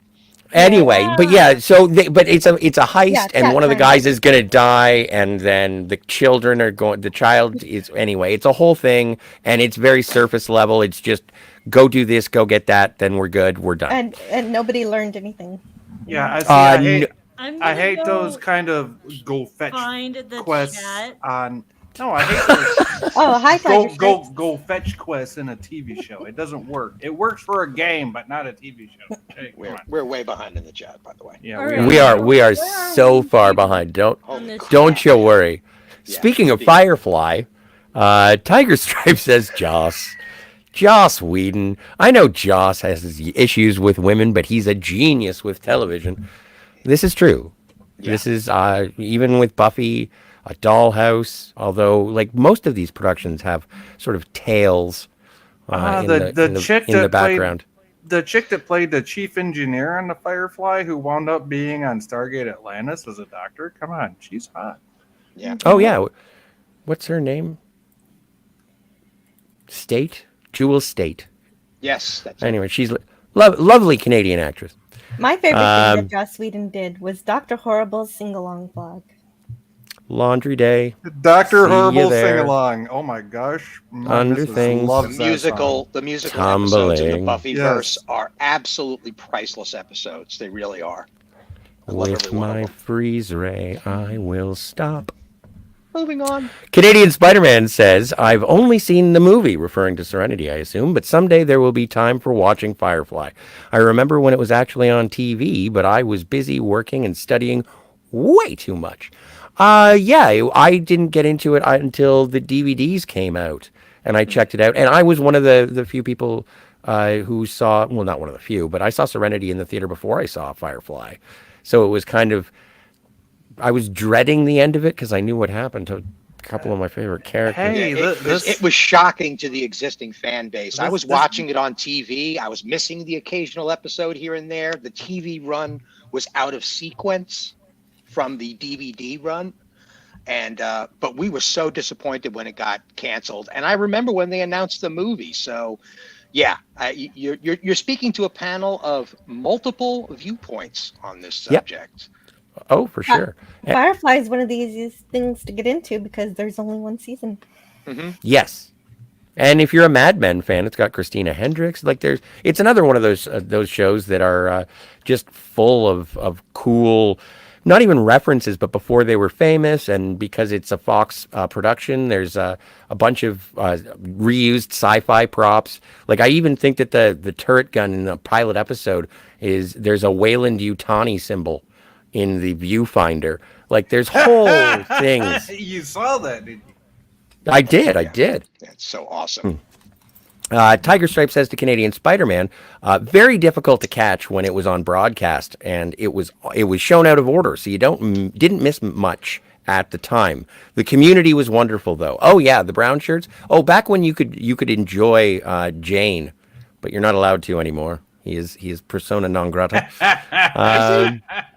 Yeah. Yes. Oh, you think you're gonna That's one of the most charming things to watch when I watch any reaction channels watching the show, to see the slow evolution of a kind of love for Jane. It's like, he's not so bad. He's kind of a good guy. You know, it's so much fun to watch. I liked him from the get-go. He reminds me of me. Oh, really? Well, he's right up your alley, sci-fi. You know, I know, some young right? ladies find him a little abrasive. I'm very abrasive. That's why I like the guy. What does that mean, abrasive? He's a rude, simple fellow. He's a man of few pleasures and few dislikes. He's just, yeah. He's He's a simple- exactly. He's a That's what you selfish get- jerk with a heart of gold. That's what you get for Right. thinking. That's what There you you get for thinking. I'm gonna take everything I can take you for, but hey, if you're under my wing, I got you. I can totally see that. He's just a rude, jockish kind of character. You're not But a he's got- jockish character. I'm not. Well, you didn't know the football teams. No, I didn't. No, I'm not a jockish character. No. not Take at a all. knee. No. But he had a great hat. Jane did, I mean. Kid, Yes, he did. walking Uh, down the street in that hat. You I are a brave particularly man. love the flaps over the years. Well, and it was, I think it was Michael Rosenbaum's Inside of You podcast that Nathan Fillion was on a little while ago. And Michael Rosenbaum was asking about the different fandoms. And he was like, oh, yeah, when Firefly was out, it was easy to pick what people were fans of. But as his career's grown, it's like, I don't even know. And there are less and less Firefly fans now. Just hasn't been back in rotation. I'm a brown coat through and through, but if I had my pick, yeah, I'd be Jane all day long. That guy's right there. That's me through and through. The Canadian Spider-Man says, in reference to something that I said regarding having She-Hulk in the Bill Bixby Incredible Hulk, that they were worried about stealing the character. Yeah, they were not in the Incredible Hulk. Well, yeah, no, they were worried about the network making a show, kind of like Mrs. Columbo. So they had to trademark it to make sure that they could protect the character's name. And they did it in the comic books, of course. Yes. And Rebel P, this one's for you. There were 21,000 of us Boy Scouts that overrun Sydney, Australia in January 1988 as part of the 16th World Jamboree. It was chaos. They made us 15-year-olds partner up and let us loose with a meeting time. That is frightening. To be loose. They've actually done that to me before during a school trip. Oh, really?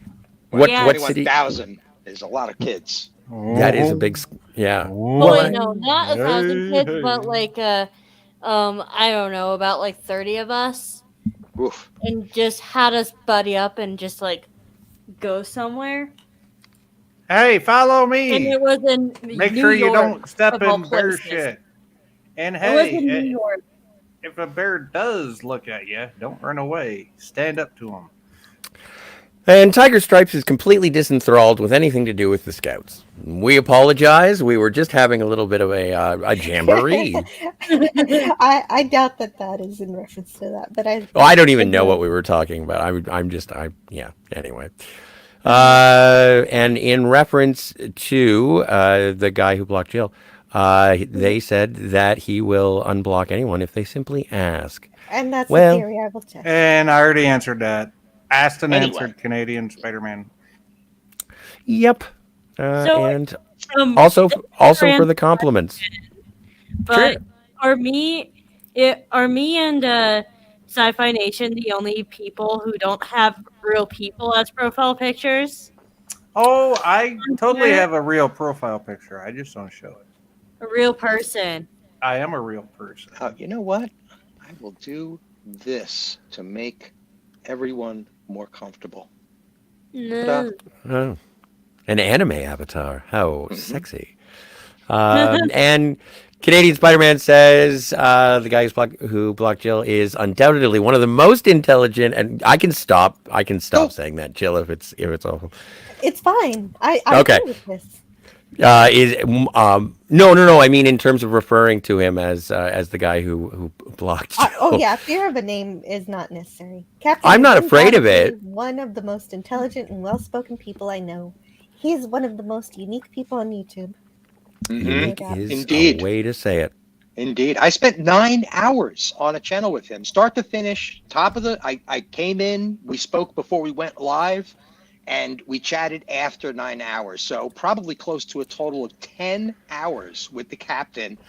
We must have had something like a dozen different panel members come in and out over the course of the night, including an art meeting. And it was gold. It was the best I had ever seen the captain, because I was constantly able to deflate any arguments going on or call him on his bullshit, and he ran with it. It was glorious. It was a fantastic show. We got into so much shit, talked about so much great stuff, explored things that he was talking about. We jumped back and forth onto a particular topic we started at the beginning of the panel, because I was able to bring it back and even surprised him.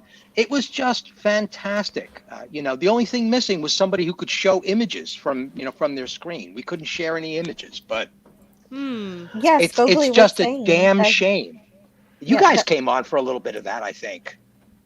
I think so Gogly too. was saying that he's well versed in philosophy and he's So- intelligent. So, yep, he sure is. Anyway, I just find the whole thing sad. Anyway, speaking of Scott It is a Bakula, Canadian Spider-Man says in reference to Quantum Leap, why are they trying to mess with perfection? Damn it. Agreed. There we go. Get that. I'm scrolling through. There is back and forth in the chat. I apologize if I'm passing over anybody. Because It was not. It was not Bruce Lee who was saved. You'll have to see. You can check it out. I guess the spoiler. I already know it, so it's not spoilers. It's from like 1991 or something. Can I say? Or do you want me to save it? Was it In somebody Quantum saved Leap, the it? famous person? Because there's an episode of Quantum Leap where he leaps into Lee Harvey Oswald.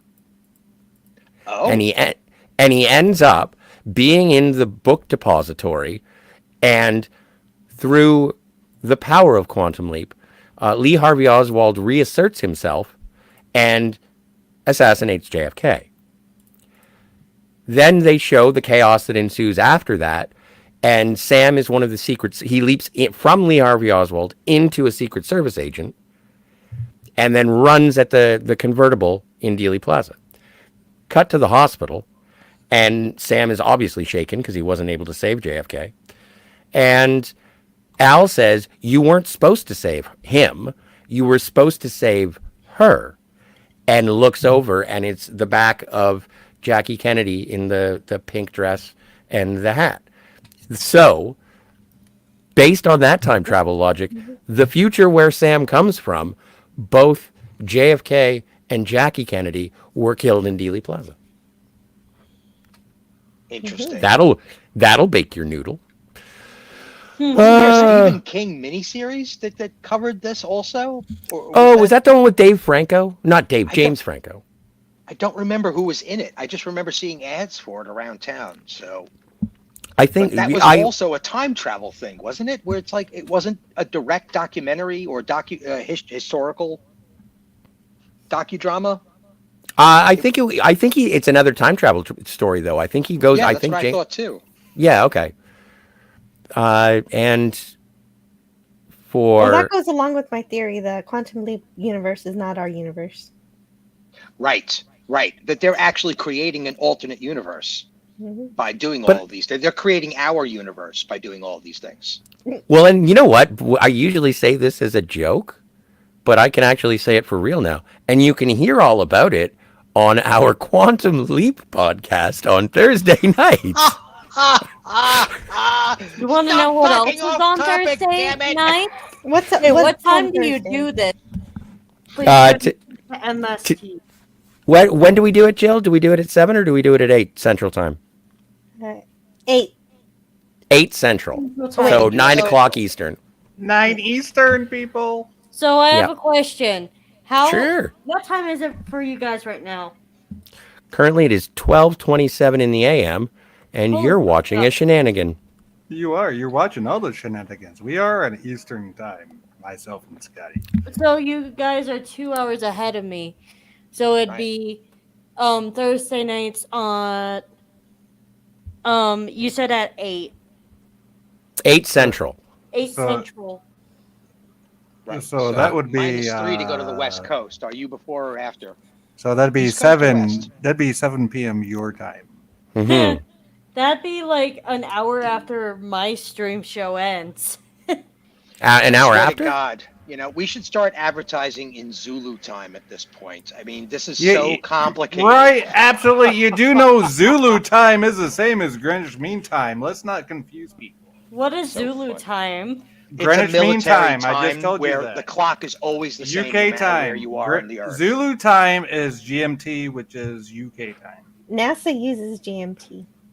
Yes, that's Zulu time. That's GMT. UK It's just time. no matter where you are in the theater of operation, the clocks are always the same next to your relative Zulu So there's time. 2 clocks. So one I clock actually- would be Zulu time, and the other one would be 9:29 Right. p.m. on the Pacific And Coast. Zulu time is GMT, Greenwich Mean Time, aka UK time. So you have told us, sci-fi. You- So you you know I what just the- want to make sure they understand, right? The beautiful thing about this is that it was sparked by a question as to when the time travel show started. Interesting. Yes. Let's- Scotty, you figured it all out. A chestnut, Scotty. You here. figured it out. Hey, you got something to add to the storyboard there, but do you? Stephen Ransom, don't do that. I was just triggered. I was like, who let him in? No, don't let that dink in. I might have to go. There Wait, isn't. which one? Oh no, just Captain. And I did from Canadian Spider-Man. I forgot Ernie Hudson was in The Crow. Yes, he was. Good friend to Brandon Lee. Tiger Stripes. It is also somewhat despicable that they're rebooting Quantum Leap at all. Why not develop a new sci-fi show? Tiny brains, Hollywood producers. Well, Agreed. Well, it's the yeah. same reason that J. Michael Straczynski is still trying to get a reboot of B5 going. Oh, Well, you okay, know, that's different because that's the creator doing it. And you know what, Jill? I still but have serious I do- doubts. I do too, really hope because it it's never a reboot. happens. I hope it I never have doubts because happens. it's a reboot. But it's a lot better than taking somebody else's IP and rebooting it or sequelizing it. At least, Jill, though, at least Scott Bakula did a 5-part tweet saying, "Hey, I got the script for the new Quantum Leap, and I saw it, and there was a script in there." Yeah, but for he should be me." starring in it. And no, Yeah. he shouldn't, because he specifically said in this 5-part tweet that no, his and L's storyline had ended. Well, And that's he would- because they went eh, ahead with the story that doesn't involve him, so of course he's going to be nice about it. well, Right. Now, I'm Right. glad he did that. He removed all tension He's a from the sweetheart. conversation. by right, doing exactly. that. He removed the tensions from the conversation. He's saying, "Look, this has nothing to do with me and L. This is a new Right. take on the story." That's So Yes. that was really if, smart. if of we him. can Just like hands include up, new don't fans, shoot. You know, that was great. right? So if we can, bring in some new fans as well as include some old fans, why not? Why not do it, right? Because it's not like you're rehashing old stories. You're not. You're making up new stories based on the same basic premise, which is okay in my book personally. Okay, Well, I'm- agreed. Jill, can I ask you something about Babylon 5? Okay. I had this idea that it if they wanted to do something with the property, why don't they just do a special edition and just re-release the entire series, but upgrade all the visual effects? That would be such an easy I thing think that would be to a do. great start. Oh, you mean like they already did? I did have an Did- idea for Babylon 5, even though I haven't seen the entire series. A reboot is not a good idea because you can't capture lightning in a bottle. So what they Right. should do is an accelerated history, like do all 5 seasons and maybe half a season, and then move on from history from there to a new timeline after all of the events in Babylon 5. That way you have your characters established and you can start telling new stories that happened after the series ended with the new characters. And to answer With Stephen the new Ransom, actors for the old characters. to answer you, Stephen Ransom, they have. They already they? have started doing that with all new updated graphics. Yes, I Oh, forget what nice. streaming services it's on, but yes, they have. You're already. right. I forgot about that. That's on HBO Max. Yeah, Yes, and they have. even like a more consistent color grade across the whole thing, just to kind of even the whole thing out and like set more of a consistent tone. Because occasionally the set would show, the Right. sets would be a little show. And here's why I say that, because they have updated B5 with updated graphics, just like they did with TOS, and nobody complained about it when TOS got updated graphics. Yeah, I agree, Jill. It is lightning in a bottle. It almost didn't happen historically. There was so much pressure for it not to happen. The fan base was like a little slow to jump on it, and then once they did, it was like all hands on deck. This is like the greatest thing since the original Star Trek. It's just And I'm sorry, I don't mean to step over Steven again, but J. Michael Straczynski has been on Twitter saying, talking about the reboot of B5. And he's not talking about a reboot of the stuff that happened. He's talking a reboot of the series where you do have different characters. And they do Oh, so- move on from the future, from the end of Right, of the series? that's my understanding of it. That's great. we shall see, says the We monk in shall. the high tower. That's my understanding. Whether it is or not is a different story. I'm just telling you what I've been reading from J. Michael Straczynski on Twitter. Anybody's free to follow him. Go ahead if you want to. I He just is the don't trust creator the of current B5. marketplace. So I totally get it, man. I totally get it. But Might as well call it Babylon 6. Hey, But speaking of hey, Scott Bakula, Ooh, well, hey, everybody, you know. I'm gonna hop off. I'm about to fall asleep on my keyboard again. Oh no. Take care, pastry, my always a pleasure, pastry. take care, Well- my favorite pastry. Yeah, it was really And- great to meet you. I'm glad that you could. I'm glad that you could be here. And if you have the chance, actually, even if you don't have the chance, go over to Rebellious Pastry. Check out their stuff. It's a storytelling animation show and Yeah. great audio games. Absolutely. Those Scotty, streams. And also They're- a hobby interview show, which this week is going to be audio games. Next week is going to be the hobby interview show. But shit, it's there like you go. every other week thing. Scotty, why don't you That's put their great. link in again? It's in the private chat. Put their link in again. That's true. I can do that. I have the power. You do have the I power. have the power.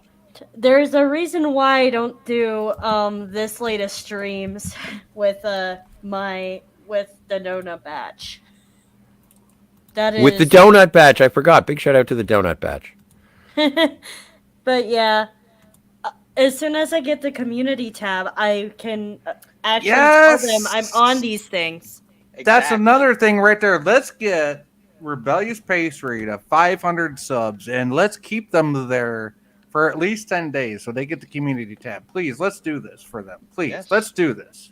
Yes, Thank let's you. get them to Absolutely. 600 as soon as possible. You're so close, you'll get there soon. You Yeah. will. You know what? YouTube kept this from me for like a month and a half. So let's help Rebellious Pastry. Let's make sure they don't go through the same bullshit I did, okay? I've That's the I've first done swear it word I did before. tonight. So. I can do it again, but I don't really want to. Fair enough.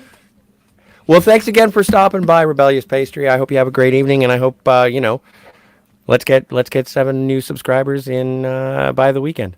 There you go. I Let's hope do that it. I don't accidentally actually fall asleep on the keyboard. Yeah. Honest- You know, content is content. If it's just the letter Content. K over and over again, it's fine. Okay. Imagine if I actually did. What would Jelly you in guys your belly's do? jelly in your belly's bad. Okay. That's true. Some people do sleep streams. Yes, yes, they do. I've seen a couple. I think I've been on one. Yeah, I was on a panel where somebody fell asleep and they were snoring like the whole time. I forget who's there. Were you Scotty? You Yeah, I was there. That was Hungry. Hungry Yeah. was snoring. That was hungry. And he was actually commenting from his sleep state. It was absolutely fantastic. It was probably the most hysterical thing I ever witnessed. cheeseburger. He would just $5, he would be talking, get outta and he would have here. a retort in $5, snore. get out of here. Go get your I would have $10. translated, but I don't Humana. speak snore.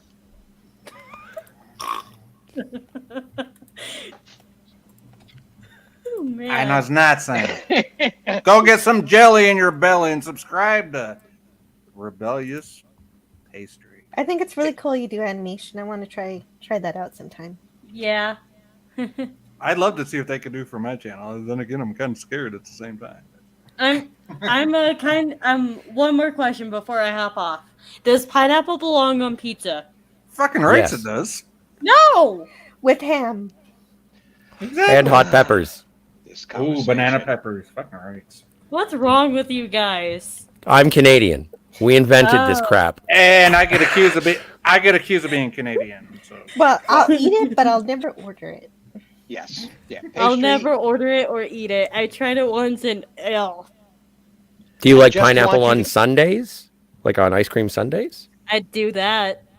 You see, then we're back in agreement. Pineapple's okay. Don't go pooping on pineapple. It's I think not. that It's the fact there's that a it's on United pizza Nations that's the of problem. pizza that needs to coexist. This whole divide of pineapple and ham from the pepperoni and cheese, I think it's uncalled for in this day and age. I think we need Exactly. to be better about exactly. this. You need some banana You know? peppers and some red Tomatoes are crushed fruit, red pepper. You know, It pineapples is. are fruit. We can all Tomatoes live are together. fruit. Pineapples are fruit. Come on now. Anyways, I'm gonna go ahead and now hop off of air and probably hop back on chat. Okay, cool. So you guys Feel can free. ignore me Chat. like the others.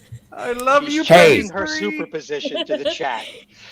I'm just waiting for you to go so I can get to the chat and it'll be easier when you're in it. Okay. All right. You. I love my Bye. pastry. Thanks again. Love you guys, and That's see you in the my- future to come. It's my Cheers. favorite pastry. She's the only one that didn't have to bake in the oven. She's a little flaky on the outside, like a good pastry. Yes, but buttery. Indeed. I've never met them. I'll Anyway, have to see speaking. some videos to corroborate that. Well, and also it's just an interesting, like with the video, the storytelling videos, sort of outline. They are about their life. The animations are about their life, and so it's and the sort of journey on YouTube and why things are happening and different things that happen in their lives, and it's kind of cool. I like it. Canadian Spider-Man says The Rundown was a fun movie with The Rock and Sean William Scott called Rumble in the Jungle in Oceania. Rumble in the jungle. Tiger, no, that was an amalgamation of all the Dwayne movies. Tiger Stripe says, yeah, I don't want to hate on the new show, but it's been done. It was done and done well. No need to redo it. Agreed. Right. I want When it comes to something Quantum new. Leap. Yeah. And that's why, To anything. well, there have been conversations recently, or at least I've been in the chat for them, and come on, like you can remake stuff and still have value to it, as long as What- it's a different take or a different perspective on it. Well, the If it thing brings is- something new, I'm fine with it. Come on, You don't man. even have to call it Quantum Leap. You could just have an inspiration off of Quantum Leap and make something completely different, completely new that just kind of gives you vague memories of What are you Quantum Leap. gonna call it? The Swiss cheese memory of the making No, of you're the not Ziggy going to, machine? You're not going, I'm just saying You- to be creative and not actually use that premise, but just take some Yeah. Right. inspiration. Absolutely, you could do anything if you want to have some sort Like of it's still a time traveling travel show. hero. Then you can do that, and you can have sidekicks or projections from the future. It wouldn't Yeah, I change. mean, what was Sliders anyway? Wasn't Sliders? There you go. There's an Sounds like original a- thing. That was like a wormhole, where you went interdimensional wormhole machine. Yeah, Yeah, multiple- but they were still traveling from somewhere to somewhere to somewhere to somewhere to somewhere. They were kind of lost in space in much the same Kind way of. Quantum Leap was lost in space. Oh yes. So, it Yeah. was a very similar idea, and that's how you do it. It's like I brought this up in another panel the other night. I was just like Star Trek Discovery, watching it. Sorry, what? Listening to the commentary on this show led me to believe that it was an entirely different science fiction show. They just slapped Star Trek onto it. That's correct. Yes, I agree with that assessment. All new technologies, a whole different universe, somebody who was something like an elfish character as the lead, and I don't know. I didn't see that season.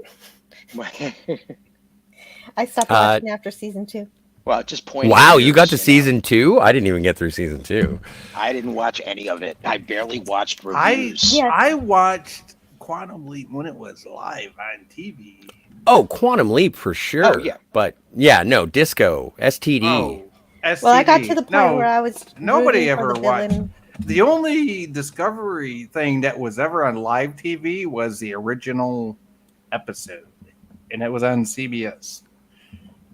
Now that's I think they did try at some point to air them on cable on CBS, and they didn't even did. beat. They didn't. It was not well received on There was like regular some television. unicorn show that beat him. Yeah, Yeah. some unicorn beat them, but they did do the original 2-hour premiere on CBS here in the States, and it failed hardcore because, like, the opening scenes, I even looked at my miss. I was like, "Oh my gosh, this is giving me a headache. I can't reruns. handle it." There were reruns of game shows that beat it. Well, game shows are awesome. Yeah, I know. I mean, I yeah, like game shows. when in an the, alternate universe, there's when- a show called Discovery that when- not labeled Star Trek that probably the- might have found an audience. no, Mhm. dude, For all we when, know. when reruns of the $10,000 pyramid beats Discovery, you know you get issues. Oh, for sure. And part Later so- upgraded to the $25,000 pyramid in the 70s. Just want to give a shout out to Son of a Red Shirt. Ahoy, Son of a Red Shirt. Hey, all. Hope everyone is well and having an excellent night. Canadian Spider-Man, in reference to Tiger Stripes, says, true. Like no one will try to rewrite Shakespeare, although King James did rewrite the Bible as he saw fit. So it has been done on the same scale. You know what? I really like Quantum Leap. I'm not sure if I would put it in the Bible category. Yeah. I'm a fan, but I think there's, what's the best-selling book of all time? Lord of the Rings. Close second. No, I don't know. I heard that the Bible was the best-selling book. Yeah, it probably is. Unfortunately, it's the Bible. I heard the Quran is in second.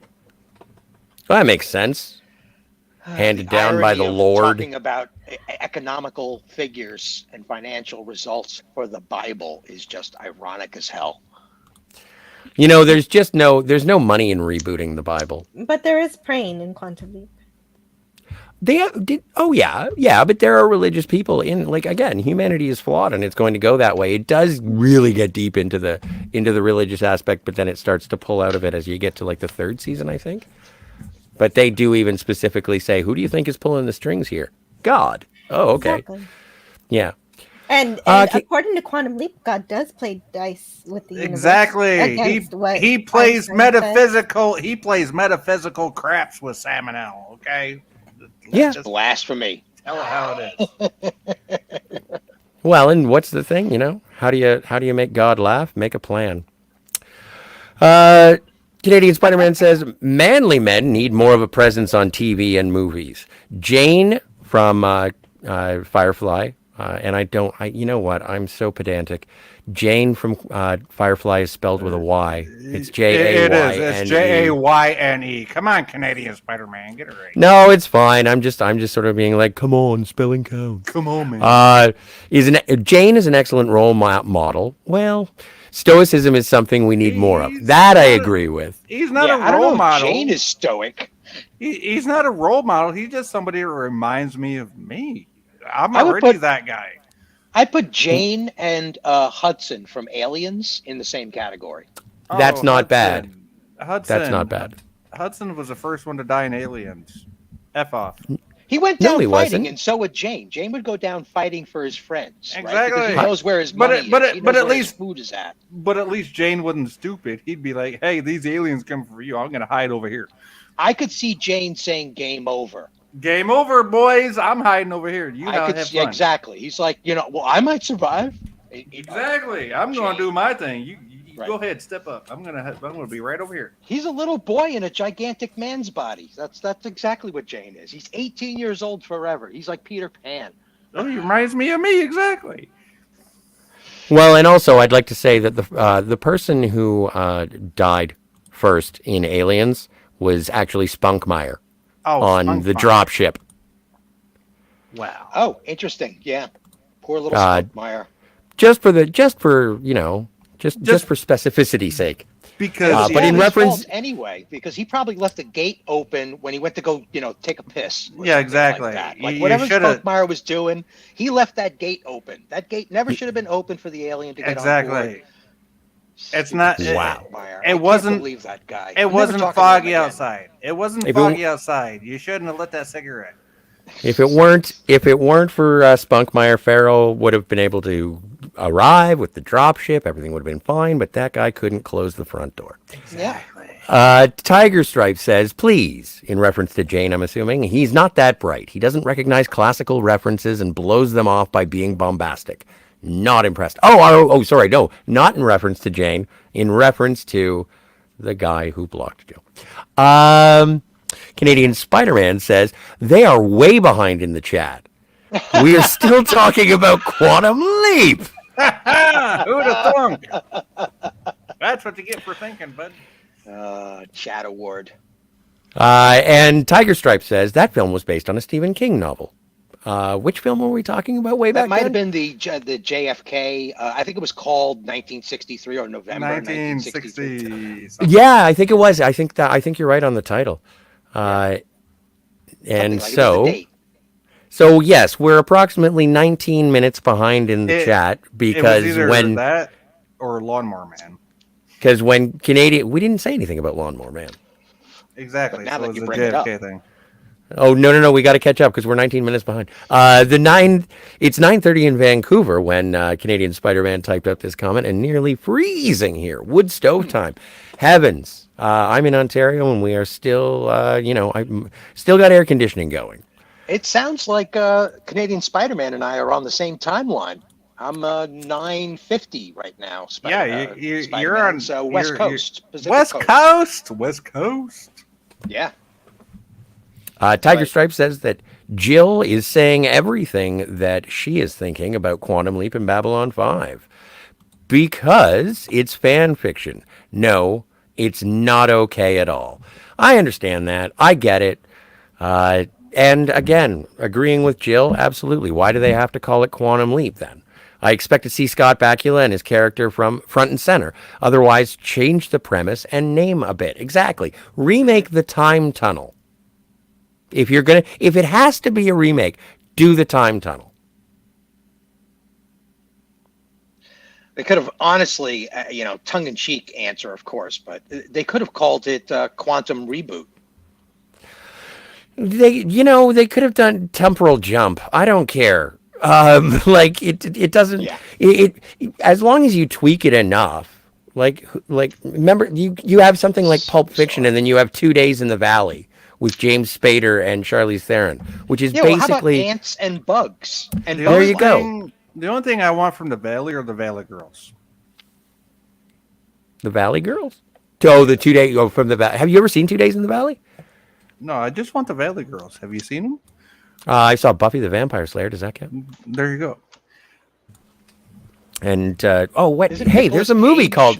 Yeah, I was in just gonna Valley say Girls? there's a Nicolas Cage movie called Valley Girls. he was awesome in that. It's Son of a- almost as if that's a prequel to Raising Arizona. Oh my god, somebody finally got it. Hey, how you doing? Son of a Red Shirts. I don't know. I don't know about it being a prequel. Actually, you know what? I only remember the VHS cover for Valley Girls. I don't think I've ever actually seen the movie. Hysterical. Exactly. Moving it's on. hysterical. Moving on. Son of a Red Shirt says, I'll give Straczynski doesn't want to do a Babylon 5 The Next Generation. I have some faith with the OG creator recreating. No guarantees. Do you remember DS9 documentary's Writer's Room? Nightmare Fuel. I just recently was over on Bird of Prey 5's channel, and he was doing a watch along for What We Leave Behind. And I saw that Writer's Room, and I was like, well, I guess if that's how you're gonna go, I guess that's how you're gonna go. Hey, Scotty, my avatar. Yes, sir. Look, do you recognize that?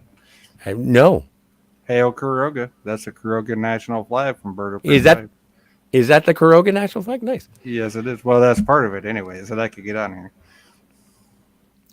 Sweet. Tiger Stripes continues. What I got from Jay Michael was he was interested in casting the same people available as the same characters, which is not a reboot. Agreed. Whenever the continuation argument comes along, though, I do get a little hesitant because of Star Trek Patrick Stewart. Fair point. So just because you have some of the original talent on screen doesn't necessarily mean you're going to get the original quality there as well. Yeah, you're not gonna get what's his name, the guy that played Sinclair from season. Oh, 2 Bruce on- Boxleitner. Bruce Boxleitner is probably looking for work. He was in Tron Legacy. I'm sure he would be up for. So then- I don't know what he's up to now. Right, but you're definitely not gonna get Walter Koenig as Bester again. So then I don't the know. real question. Well, he's still around. I don't know if he does any work anymore. He Mhm. definitely goes into. He definitely. I mean, goes to conventions. Walter Koenig did a fan film like 5 or 6 years ago, and he was so freaking old. I mean, come on. No, if he did, hats off to him. Hats off. I'd be happy if he did.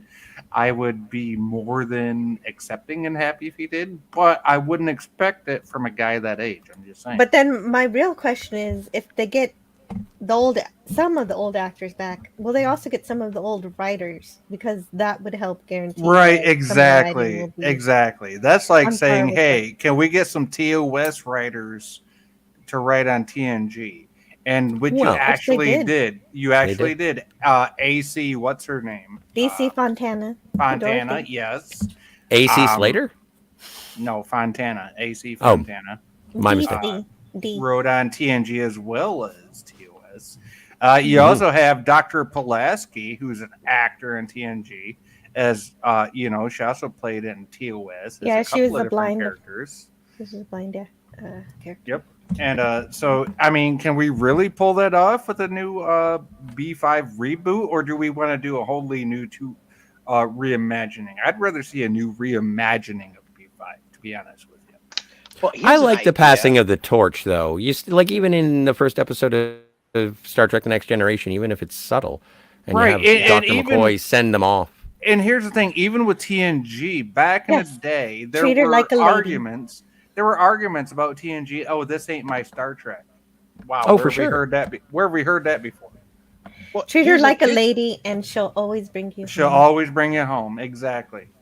Did Jill? Did you see the episode of B5? I know you have sci-fi, where it's almost like a look into the future over the course of a single episode. They just scrub through thousands of years of time. Oh yeah, The that was episode literally ends with a Membari form yes. of us. I remember leaving that the Earth that forever. that was the episode with Babylon 4 and Zathras came.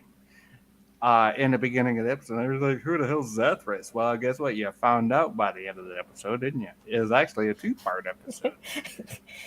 On Saturday Night Star Trek, there's a person in the chat called Zathras who comes in the chat just to say that Babylon 5 is better than Deep Space Nine. Nice. That's funny. Well, That's great. that was another contention back in the day too. That we're not going to get into right here, but yeah, that, Yeah, one could say that they ripped it off, but whatever. They were both good, so it didn't matter.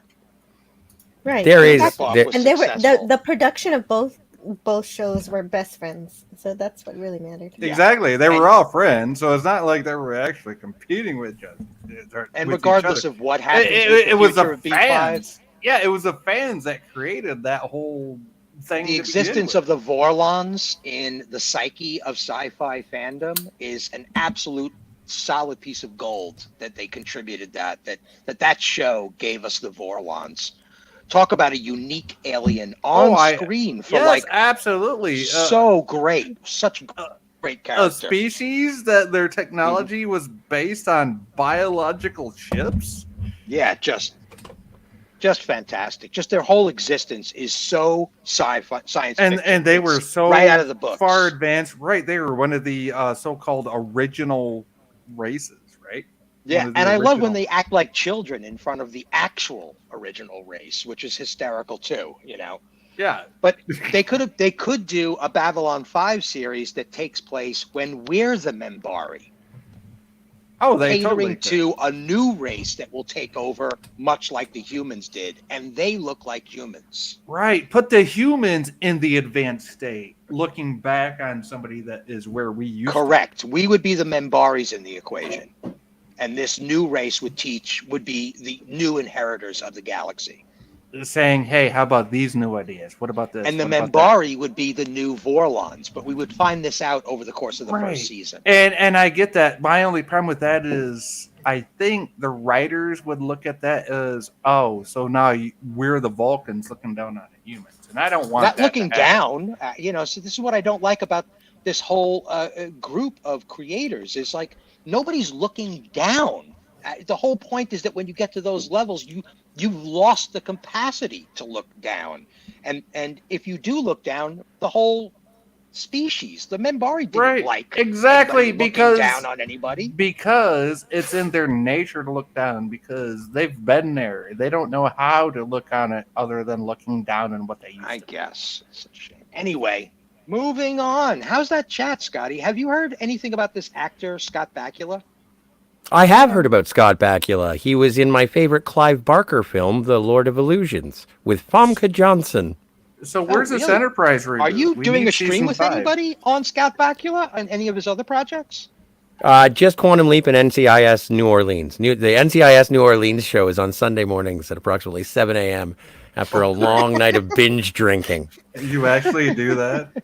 No, of course not. That would be ridiculous. No, I need to. You'd have to start at the original NCIS and work through all the cities. No, I love the original. Rebellious Pastry is back saying, I'm back, and just for you, Rebellious Pastry, in answer to your question, does pineapple belong on pizza? Tiger Stripes says, never! So I think that's definitive. I think once Tiger Stripes decides who's ordering the pizza, then we've all decided. I see some resemblance between Tiger Stripe and Pastry. Is it just the animation style, or is it me? It's the animation style. Rebellious Pastry says, if I fell asleep on the air, would you wake me up? The answer, it depends on the noises you were making and if they were funny. Well, why don't you read my answer? Tiger Stripe says, NBC had that great time travel show a few years ago. Loved it. Tiger Stripes, which one? Are you talking about Early Edition, where the guy gets the newspaper from the future? Scotty, I know you said this a minute ago, but I've been referred to as the Jethro from NCIS. Oh, really? People think that you're Mark Harmon? Yes, they actually think that with my witty remarks and the way I respond to people, hey, you're Jethro. It's kind of fun. All right.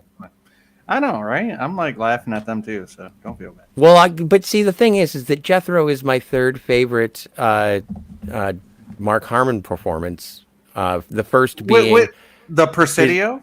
The Presidio, and then followed by Summer School. Summer School, yep.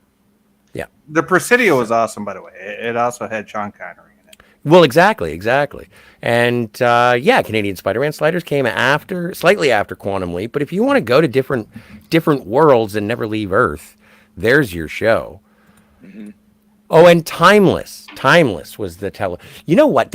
There was a show called Life on Mars, and it had Harvey Keitel and I think it was Jason Mira was the name of the lead. And it was about a guy. It was based on a British show, and it's about a guy who goes from from modern era, so it was made in like 2009, and then goes back to the 70s cop era, and he's going with... How was that?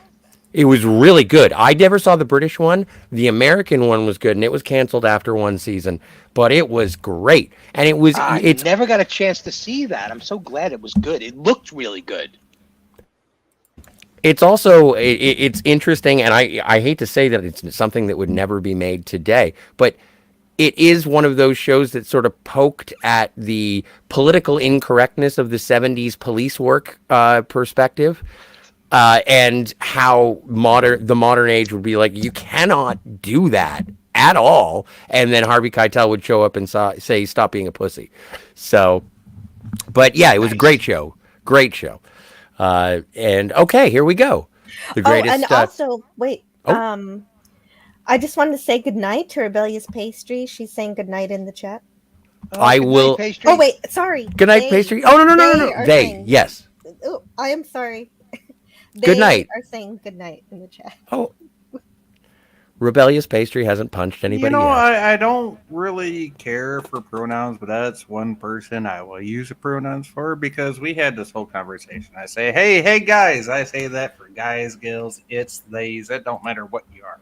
Okay. Yeah, I think Black Phillip said we came to the conclusion that y'all's good. Yeah. Y'all's good. I'm okay with pronouns when I'm dealing with individuals, but I don't like them when I'm asked to use them as an umbrella. Exactly. And respect everyone. It's like I didn't respect everyone before pronouns. So why do I have to do it now? I have the respect. I'm just an idiot sometimes. I didn't respect you before you came here, but hey, if you're showing me respect, I'll show it to you. So there you go. Exactly. Yep. I don't even, until I know you, I don't know if I like you.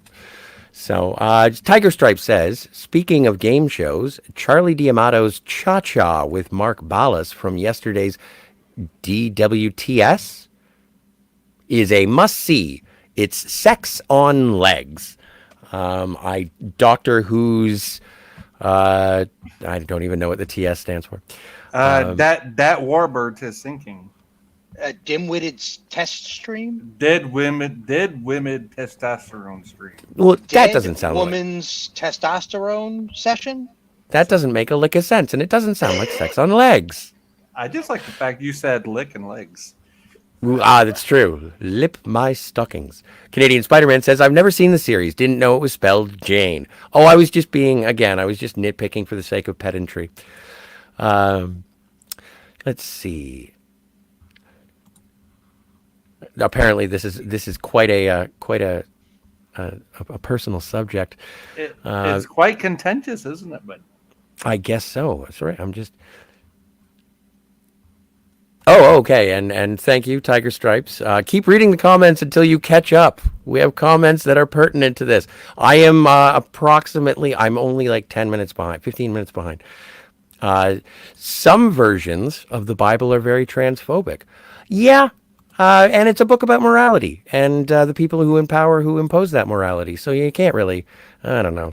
It's also a time capsule of a very different age where survival superseded social ethics. or like the song says, it's a man's world.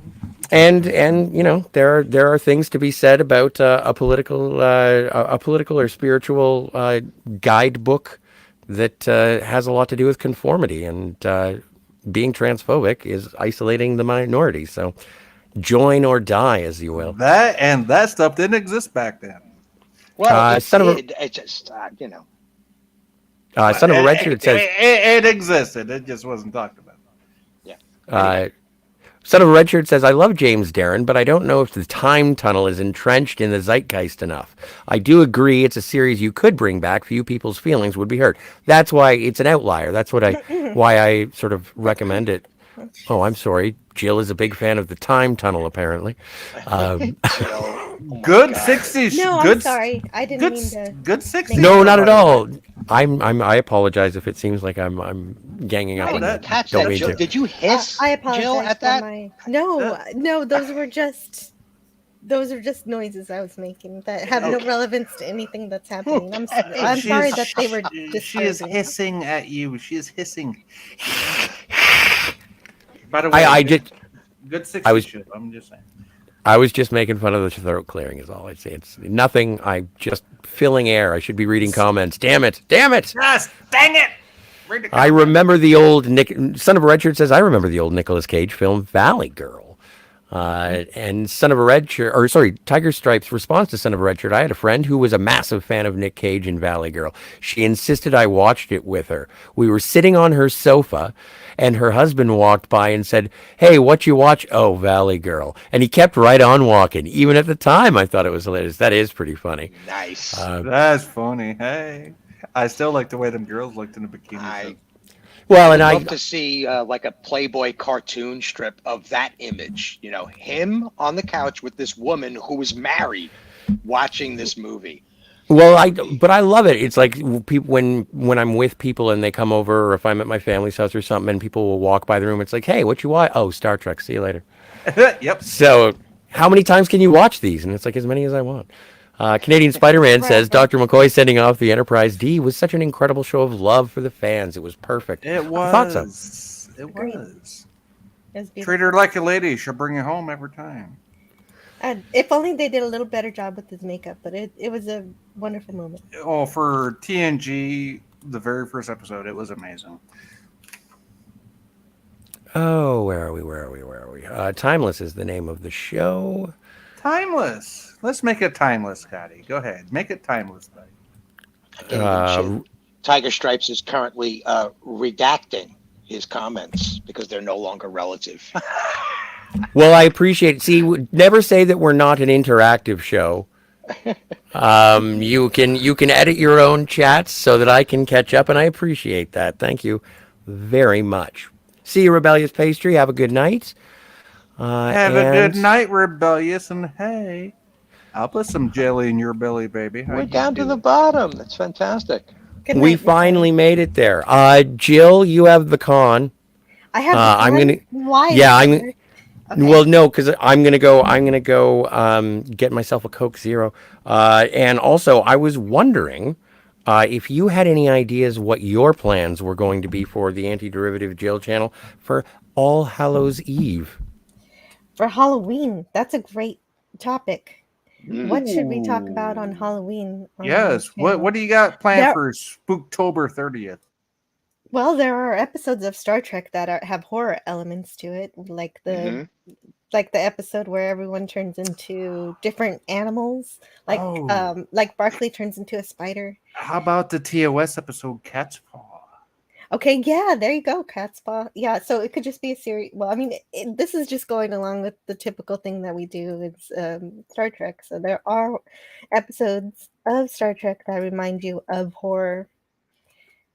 Can you think of any other episodes? I don't know. And if not, Well, that there's we one in can. Enterprise. Isn't there a ghost story in Star Trek Enterprise? Well, there Yes, you go. there is. Star If you Trek could, Enterprise. if And you Voyager can- too. There's at least one good Yep, ghost the story haunting episode in of Voyager. Deck 7, I believe. Oh, and of course, you can't forget the other ghost story on TNG. Oh, yes, Dr. Crusher's orgasm. Yes. It's my favorite. I like Sub Rosa. Well, okay, so we could talk about Sub Rosa and I can roast it and you can tell me why I'm Well, wrong. there's a difference though. Is it actual Halloween stuff or holodeck shit? Because there's a difference between actual Halloween stuff and holodeck stuffs.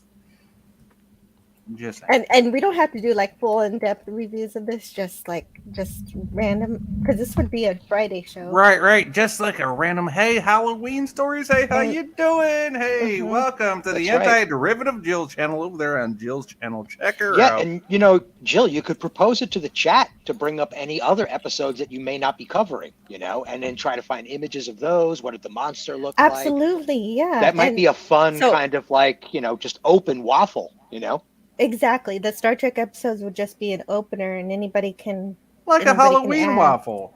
anything. Yeah, exactly. Yeah. Well, and Right. also, Waffles. if you're going for sort of scary Star Trek shows, go with is it Regenesis? Is that the one where Barkley turns into a spider? Yeah. Yeah, No. she was saying that. Yeah, she had brought that one up. That That's was her first actually guess. called not Regenesis, just called Genesis. Is it just Genesis? Yes, Um, it's just Genesis? Planet Forbidden! How Oh. do you speak so loud with ears like that? I do like the ones that are bona fide Halloween-ish stories, where they're ghost stories and not necessarily monster of the week. Well, that's Oh, why I for brought sure. up. That's why I brought up Cat's Paw from TOS. I mean, come on. Well, Cat's Paw's good. Well, good is relative. But, Or you could also bring up episodes where classic horror film actors and actresses appear in Star Trek. That might be a good one too. A good thing to mention. ooh, You know what I mean? Because there's so many cameos over the course of that franchise. I mean, if you take the whole franchise of real Star Trek, it's yeah. gigantic. The If you're- cameos are like insane. If you're gonna get into trivia like that, where did Leonard Nimoy and William Shatner first appear in the same TV show side by side before they did TOS? Jill, Lit- you know the answer to this. Was it the lieutenant? No, you're No, No. you're close. You've been watching some episodes I've been watching some episodes of this. with Pleasant Valley Oh. Picker Pete. Man from Uncle. Ding, Bingo. Ding, ding, ding, ding. Wow. Oh, I didn't- today's not Wednesday, right? Okay, I didn't stand him up yet. No, yet. Oh my stars! I hope you talk about me that way. Did she say yet? Wow. Time travel. It's difficult, Jill. It's hard to bounce back and forth between a few days all the time. So I get what you're saying. Sometimes we forget what day we actually are in. I at the forget moment. everything. That's why I say that. I don't mean to. She has Swiss cheese Be brain, just thoughtless. like Sam. I Which is a really do. perfect time for me to bring up Time Tunnel. What are your feelings on it, Jill? Because I thought you might have hissed, and I No, I didn't miss. I actually have not seen Time Tunnel. There are an inordinate amount of things in my. That list. was a great so show, if I by don't the say way. something, I don't. No, know. it wasn't. It was. I liked that show. I actually liked the movie they did about it too, to be honest. There was a movie Yes. with James Darren. It might have had the guy that was Genie's master. I'm not sure. Larry Hagman. What? No, not the guy from Dallas. Well, Oh, Genie not from I very Dream of high. Genie. So not very high on my list then. It Larry shouldn't Hagman be. was Yeah. the guy It was from I Dream it of was Jeannie. one of those mid '60s color TV color shows. You know, it was Yeah. colored. It probably says in the title now in color. You know, Now like in they did color. with Batman. You know, it was the Right. same kind of thing. Just like Our Man. I mean, Flints okay, and wait, some no, other wait, spy was it shows like the I Dream Avengers. of Genie or Bewitched? One of those. Yeah, well, Uh, those two were both very colorful shows. They wanted you to see the color that you were purchasing on your TV Right, set. but they started in Yes. black and white, just like the Munsters did. Well, it's like those Irwin Allen. Time Oh, Tunnel there was you an go. Irwin Allen show, right? There you go. There's some Halloween stuff, Jill. The Munsters. Oh no! Have you guys heard anything about the new Munsters? No. Eh, no. Okay, good. Then I don't have to talk about it. Or how about Uh, the Adams Family? How about the Adams Family? There's some Halloween. Yeah, I love that. But Has anybody I seen kinda do any of the sci-fi. Wednesday shows? is that out yet? I don't think it's out yet. Maybe it's not out. I'm not really covering. What? They got new stuff for that too? Oh, son of a bitch. I enjoy the character of Wednesday Addams, so Me I'll too. check it out. I'll check it out and see if it's any Christina good. Ricci. I God was bless just her saying, very yeah, little soul. Christina She was Ricci. perfect. Yeah, exactly. Christina Ricci as Wednesday Addams. That's all I'm saying. Agreed. I Yep. loved her. I loved her Thanksgiving. Her little Thanksgiving. Oh play. yeah, That was wonderful. yes. It's kind of and- like what's her name? Judd is the girl in the daughter in Beetlejuice. What was Oh, that? Lydia. Yeah, Winona Lydia. Ryder. Winona Ryder. I mean, come on, that's a perfect Lydia right there. Yeah, well, I was that age when they were that age. I mean, we're Yeah, we are that the age. same age. I was the age So, that watched the so- cartoon for Exactly. Beetlejuice. Beetlejuice. Ah! Oh, you watched the cartoon? Joe? Yeah, I did. I did too. Oh my goodness. When did you see the movie? Did you watch it before or after the cartoon? Probably after. Wow, that's a Yeah, real after, well after. I watched cartoon well after the movie came out. And did you raise your pitchforks and torches? That I isn't raised. my Beetlejuice. The cartoon is my I- Beetlejuice. How dare I they? raised No, because it was everything I funny could. and it broke the fourth wall and it was good. It was good. It did. It broke all the fourth walls and it was awesome. We had There's such only one. epic There's television back then. God damn. There's only that's one why it's fourth the wall. fourth. See, I now just you think got about the Animaniacs and Pinky and the Brain. Good God, man. Such What are we good doing today, television. Brain? Animaniacs is where I learned most of my cultural references in life. What are we doing today, Brain? The same thing we do every day of the week, Pinky. The Animaniacs were like Taking pure over the world. chaos on screen, and yet they achieved goals. They told stories. It was, oh God, it was so good. It was all so good. What about Ren and Stimpy? That was the same time. Them huh? too. Ren and Stimpy. Happy, happy, joy, Powerpuff joy. Happy, Girls. happy, joy, joy. Happy, happy, joy, joy. And then SpongeBob came along and just showed them how it was done. It's just unbelievable. Just I mean, come on. unbelievable. Come on, Patrick. Let your guard down just a little bit. All original properties too. They weren't recreating anything. They were actually stepping onto the next platform. One more step up the rung. We are now the grandchildren of everything they did in the 40s and 50s. Right? It was like Batman, the animated series. Mark Hamill was Exactly. a Joker. Come on. Well, and even if Oh, you look and back, Dr. sure, go ahead. Pulaski shows up in the animated series, and so I just got really excited about that as a doctor on Batman. On Star Trek, the animated yes, series? she did. Yes. No, on Batman the animated series. Yeah, Batman the Oh, animated that's series. true. The girl that played Dr. Pulaski on TNG and the other couple of characters on TOS was on Batman the animated series. I forgot about that till Jill just said that. Jill, tell them about it. Nice. Sci-fi, I adore your input, but just a reminder, topics are not flashcards. You don't have to hit the buzzer and answer as quickly as possible. I'm sorry. No, you're fine. You're fine. I know you're used to a different pace is all. I just wanted to point it out. I don't mean to be rude or single you out. Now, will you take this conical cap and sit in the corner? Yes. I've been thinking about, and of course, all my thought puzzles are just continuously lingering inside the back of my head. I very rarely execute. But I've been thinking about the ethics of panel being on a panel? What were the ethics of being on a panel? And I just, sci-fi brings up a perfect chapter of what is it like when you're a host of your own channel and you show up on somebody else's panel? How do you proceed? Chapter 52. Well, and it was very interesting because Rebellious P said, what are the rules? What are the rules? And I really, the only rule that I really have is that if you have a statement, allow the speaker to get to the period of the sentence because there may be a point just before it. And so it's kind of fun to share ideas instead of ringing a bell saying, I understood that reference. So, And if Scotty says, dude, then not you've stepped not too far. not to be rude, but it's like when you see someone eating really fast, and it's like you can breathe. It's cool. It's still gonna be here. That's right. Nobody's stealing your plate before you're done. Please close your mouth when you chew. That would be Garrick's advice. He notices that humans eat very quickly, like the food's going to run away. Oh my god. Oh yeah, is that Garrick? Oh, for sure. I actually, because with watching Clobberin' Time's Saturday Night Star Trek, everyone should go and check it out on Saturday nights. They're going through Deep Space Nine right now, and with Clobberin' Times and R.M. Briggs. And they do great breakdowns of 4 episodes per show.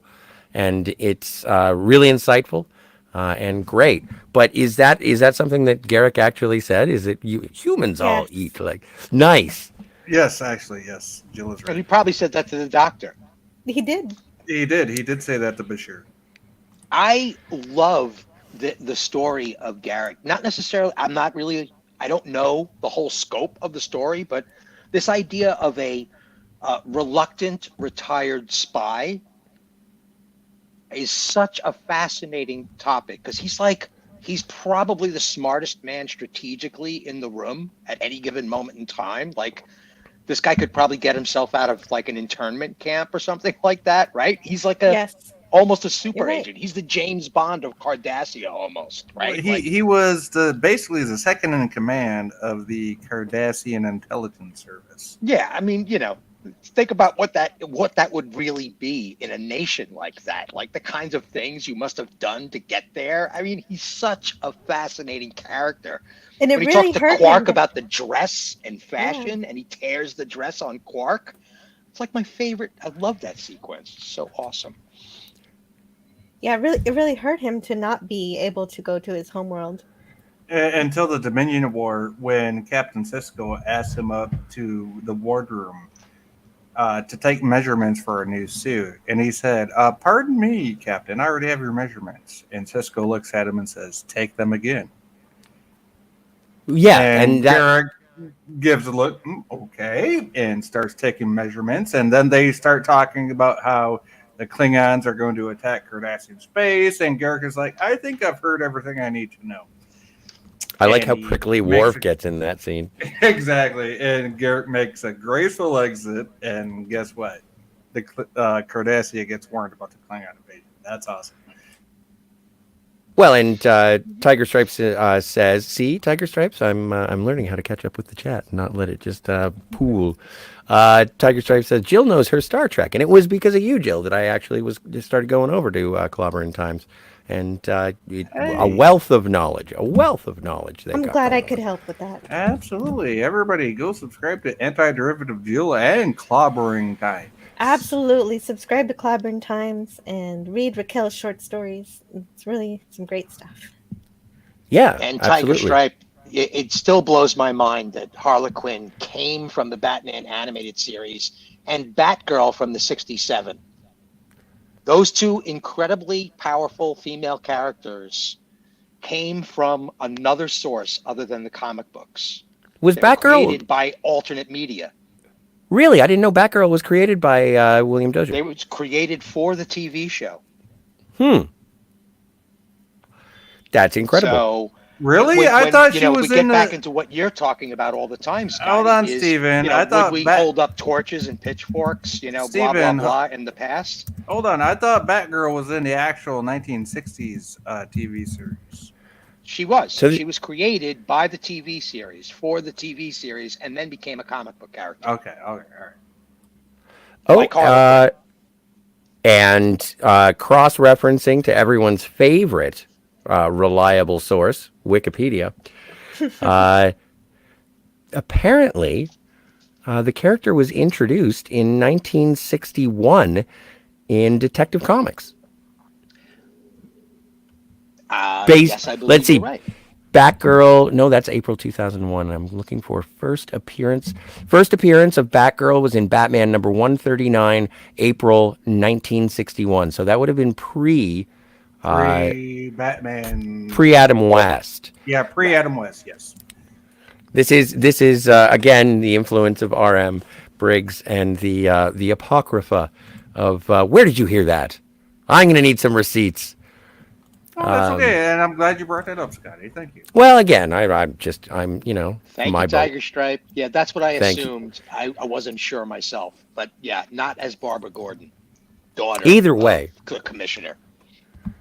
I would much rather hear about it and check it out and learn a little something something than. As you should, audience. Thank you, sir. Always do your own Absolutely. research. Always, darn it. exactly. Do your own research. And Don't if you depend on what really we- have a question, ask Clobby. He is a great resource for all comic book related questions. And if Clobby fails, there's a thing called Google. Or For yeah, sure. Or DuckDuckGo. Or your or local Bing, library. or a local library. Probably the best bet. Or There- Ask Jeeves. Ask So Jeeves. Clobby is a wiki. I find the synonymousness of pronunciation to be interesting. Wait, does Ask Jeeves even exist anymore? He's better than a wiki. He is. Oh, He's a wait. Clobby. There you go. Does Ask Jeeves even exist anymore? I'm curious. Well, Or let's did Bing- find out. Or did Bing take that over? Hang on a second. Let's see. I'm going to put askjeeves.com. It's No, you know what I think JEEVES. I think I tried it before and it's dead. It is dead. It's just ask.com right now, and it is failing to load. Oh, it is failing to load. Oh, see, that's how old I am. Aw. See how you doing? That's See, I'm sad, one of isn't these it? old. I'm one of these old guys, right? That used to get the AOL disk to put in the computer and get free online time with the dial-up internet. Dark I file. used Net Zero. I did too, and Juno. Oh, good Oh, grief. wow. I remember Netscape. Oh yeah, oh yeah. I remember Netscape as well. Going to my my high school computer lab, and can we play on that? And what do you think? What do you think I looked up first when I got to a computer in the mid '90s? Star Trek. There you go. There it is. Nice. I want to. You looked up the Wrath of Khan Bloodstain, didn't you? Oh no, I was looking up Dr. Crusher all the time. Yes, you were looking up the thong scene. Yeah, Just doing the yoga. And so, jazzercise. and Yeah, thank you so. I remember the dancing early days with of Data. AOL chat rooms. That was like the first time Oh, I the ever chat rooms chatted back online. in the day. Oh, MG. The chat rooms. The actual chat rooms where we could have everybody like we're doing here in the YouTube chat right now with all y'all good people that are in the chat right now. But it was an actual chat room. You didn't have to listen to us up here on the panel. But it was just a chat room doing what you're doing. Everybody Mhm. talking to each other. And that was the best thing ever. And they shut them down. Why? Because they didn't want the world getting together like that. They Well, really I don't didn't. know. Did they ever shut them down? They shut down the AOL one. Yeah, they It's shut kind of down- evolved. They shut down AOL. They shut down Yahoo. The Yahoo chat rooms Chat are rooms gone. still exist. The MSN Right, yeah, chat it's rooms just are gone. moved to another platform. What chat rooms, Jill? What chat rooms are you on that are live? I don't go to them, but they The one right exist. now, going beside the screen. It's just the No, that's evolution. I that's accept not it. what I'm talking about. I'm talking about I know you that's go not into what a you're live talking chat about. room. I mean, Yes. IRC is still a thing. You can still- IRC. Yeah, you that's could still true, too. download God, MIRC. You mean ICQ? ICQ? No, I remember no. ICQ, but Was he a good rapper? I don't remember now. no, ICQ was the best rapper. Yeah, absolutely. And just as Son of a Red Shirt says, I have here January 1967 Detective Comics under 359. Yes. As the first teenage heroine to join Batman's extended family was Betty Kane, niece of the costumed hero Batwoman. And I just so you know, Tiger Stripes, I did look it up on Dogpile. And 1967 was the first appearance of Barbara Gordon as Batgirl. That's what yes, and that's where I have as well. But yes. Wonderful. Anyway, yeah. So I'm just sorry. I've got tabs are running. I'm doing my best. What else do we have? We have a question. If Canadian Spider-Man is Tiger Stripes, I'm sure that he will respond as soon as he can. My stars! Canadian Spider-Man, are you still here? You've got to answer, Canadian Spidey. Please tell us that you didn't pass out. Actually, it's too early for him to pass out. It's just 10:30. Tiger Stripe says I got thrown out of the Prancing Pony for laughing once. Oh, Tiger Stripe, you need to throw it out. IRC, interrupt request coinciding? Is that what it? I don't know. That's Yes. IRC. IRC is interrupt request coinciding. Sci-fi. ICQ is. Oh crap! I could see the captain on There was, that channel. back in the day, ICQ was one thing that you use for all of your online things like AOL, MSN, Yahoo. It was ICQ. You had an actual number for it, and you logged into it. It was supposed to be basically unhackable, which it was hackable because, trust me, I made a program to hack it. Yeah. What I used was MIRC, which was Yeah. Internet Relay Chat. Right, and I used a program back in the day through the Yahoo program called a PM bomb back in the day, a private message bomb, where I could just type hi to somebody, anybody, and it would go in and get their actual IP address, and I could shut down their computer from my end. Well, that's rude. It is rude, but I learned how to do it. So. Good Well, especially grief, if I'm son of a trying to look up Dr. Crusher and you're going to shut down my computer because I got IRC running. Come on, man. Yeah, I am. Son of a Richard says Google is a little frustrating with the conflicting information regarding Batgirl, and yeah, fair enough. Yeah. Makes sense. Hi, I don't know if that was that a dog or someone was getting really excited. Is it a full It was moon? on my I end. don't I'm know. sorry. Oh no, you're good. You're good. Tiger Stripe says I was calling myself Eowyn Rohan, standing the bar next to Man of the West. He was in his cups, opining on my golden hair, which was kind of nice.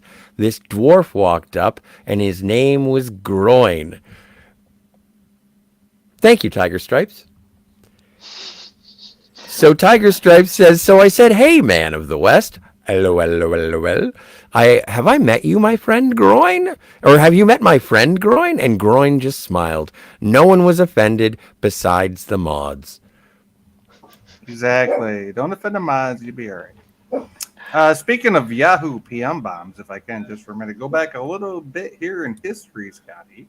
I used to put those in my friends' private messages, aka PMs, where if I didn't put a certain 3.5-inch floppy into their computer would fry instantly upon booting up, unless it booted up into this 3.5 floppy. the good old days. I remember it was actually dangerous. You could be completely zapped from Exactly. It From was so online. wide open, Unless it I was gave so you a scary. physical disc. Exactly. Unless I gave you a physical disc, your computer was done. My favorite Well, virus was the Do you know how many non-malicious one. computers? Do you know What? how many computers I got from that? No, we don't. Jill, what were you saying?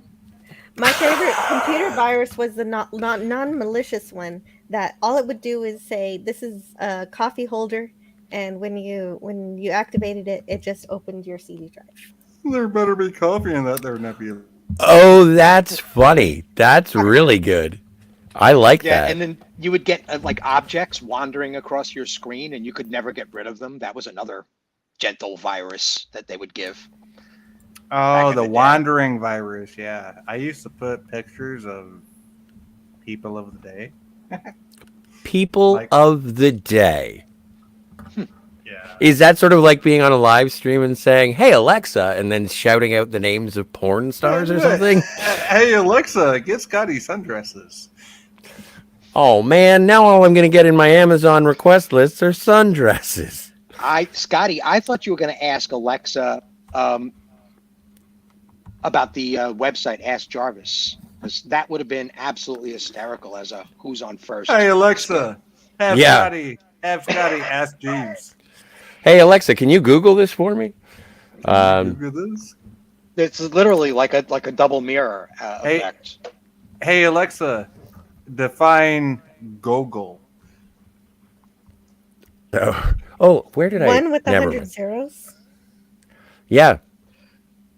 Yeah. Oh no. Oh no. You know what? I don't want to mess with people's virtual assistants. It's just cruel. It's just mean. You don't want to do it. But just coming after Hey, will 3 you give- hours, will I you was give thinking me- I was. Will you give me remote assistance, Scotty? Trust me. You can trust me with your computer. Well, it sounds like you're quite the.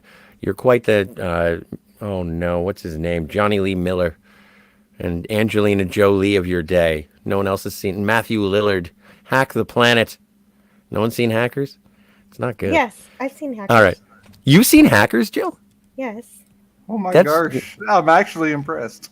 It's always no, and the thing is that it's not that I disbelieve or I'm agog or anything like that. It's just it's always fun when I come across something that you've actually seen. Yes, it is a rare occurrence. I agree. Thank you. You know, have you ever and seen- the thing is, you don't have to be a hacker to do this, right? Because my mom has been working for Dow Chemical, or at least she used to, way back in the day. And Yeah. she had a Windows 95 computer at home back in the day when AOL first came online. And she was like, how in the hell do I get this computer online? And I'd been at school, in high school, when we first went online at school, right? And this is a brand new thing back in the day, back in the 90s. And I'm like, hey, Ma, you need something called WinSock 95. And I just happen to have a little Wow. 5.25 and a 3.5 inch. I had two different versions of the same thing on two different formats of disk, right? Incredible. And so I put the appropriate disk into the computer, and I said, here, I'm going to copy this file to your computer into your Windows registry, and you will be able to go online as soon as you install AOL, because AOL didn't come with it at the time because they were too dumb to fucking include it back then. Okay, so now we get to Windows and we get to AOL 1.0, and they're like, hey, we found the WinSock 95 file. Guess what? You can go online. Guess what? She went online. She was like, holy F. And then she just started ordering computer after computer after computer. I got so many free computers because she was so dumb when it came to computers. She had no idea that back in those old computers, you put all this stuff in a startup menu, right? And all you had to do is hit like control, whatever, and you can delete all this stuff out of your startup program. You can still do it to this day, even on an XP or NT kernel computer, which we all use, the x64 computers. You can all do this right to this day. Get all this bullshit out of your startup. Yeah, so your computer can run faster. Exactly. So your computer runs faster, right? You can still do that to this day, like Julia said. And she had like 20 different things starting up. And she said, I had to buy a new computer because blah, blah, blah. And I'm like, I sat there for 5 minutes and said, hey, Ma, your computer works. You know, it's fine. You just and she's do like, that, oh, and then make sure your MS she was config. so pissed off. She just spent $1,500 on a new computer. And I got her perfectly good computer. A little defrag will help you out, too. Yeah, a little defrag. Yeah, defrag the hard drive. That'll work, too.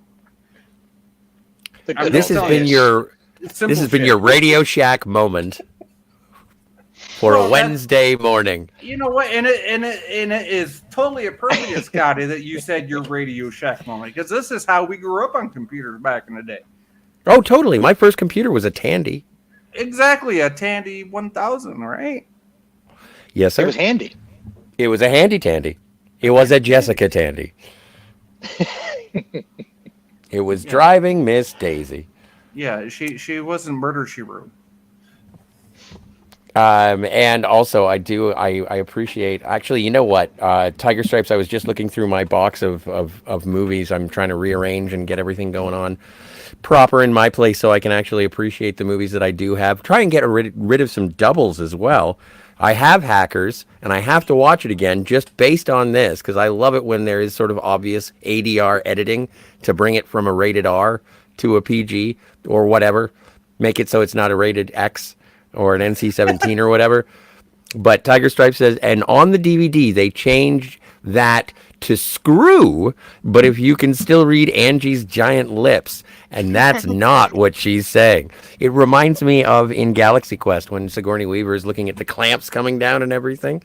Exactly. And fuck that, but that's not what it sounds like. It's like, well, screw this. And it's like, that's not what she said. But I do like that. Who wrote this episode?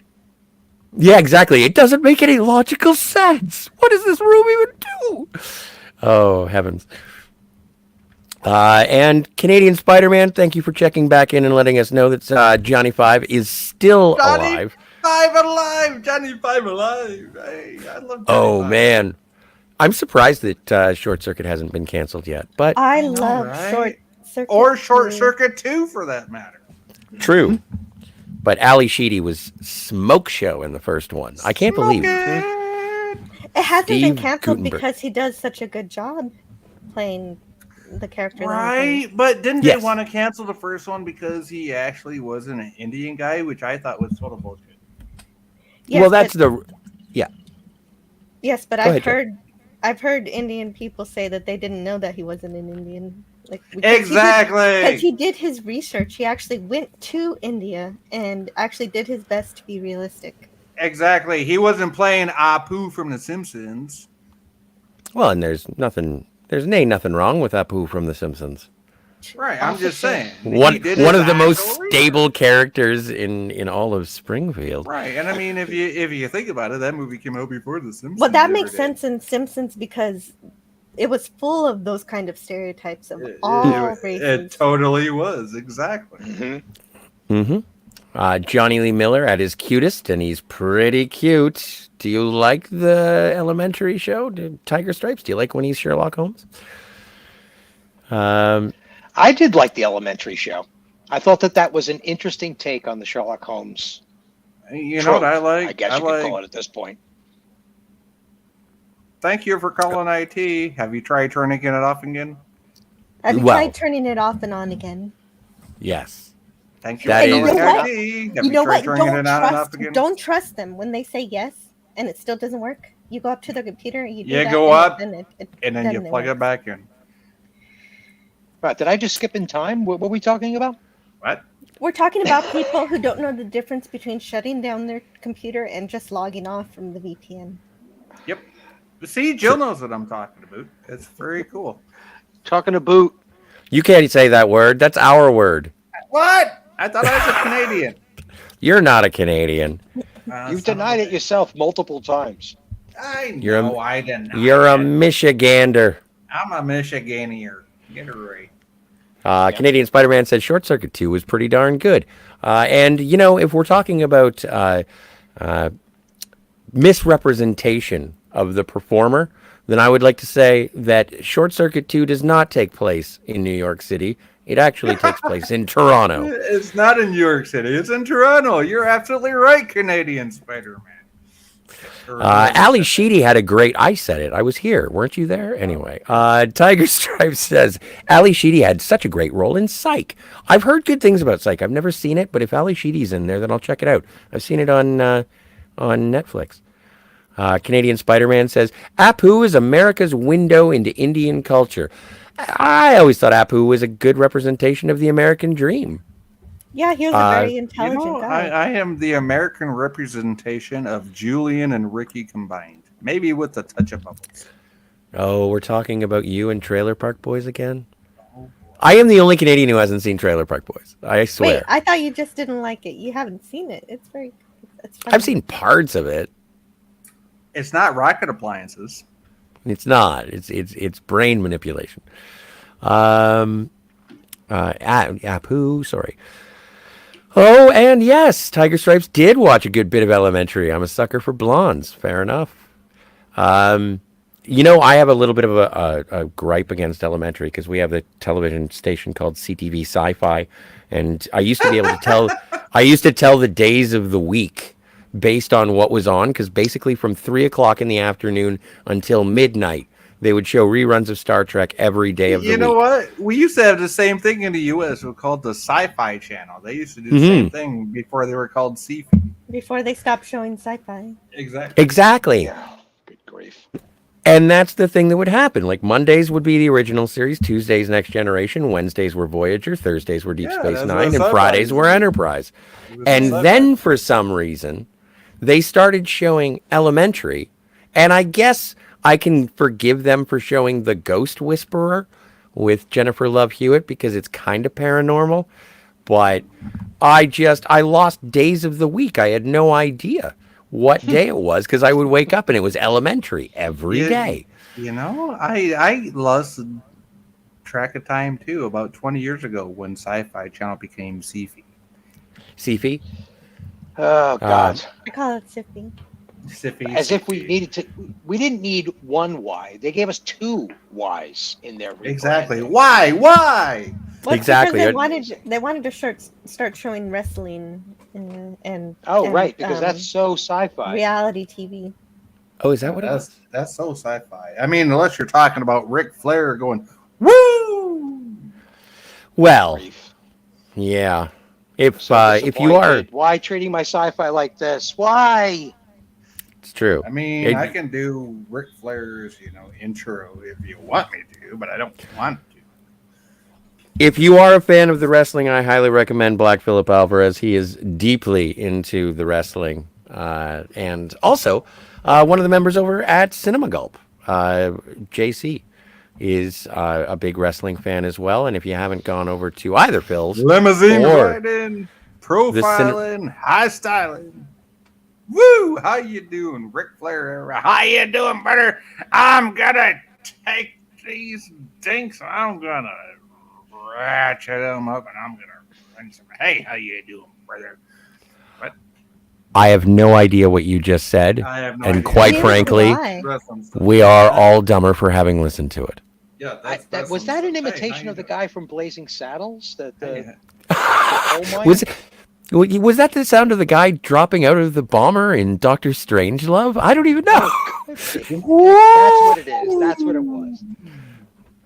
That's exactly. Tiger Stripes in the chat says, when the Simpsons movie came out in LA, they did a 7-Eleven promotion and they specifically picked 7-Elevens run by Indian families. Well, that's profiling but beneficial? I don't know. And Canadian Spider-Man, I can almost hear your eyes roll from across the continent.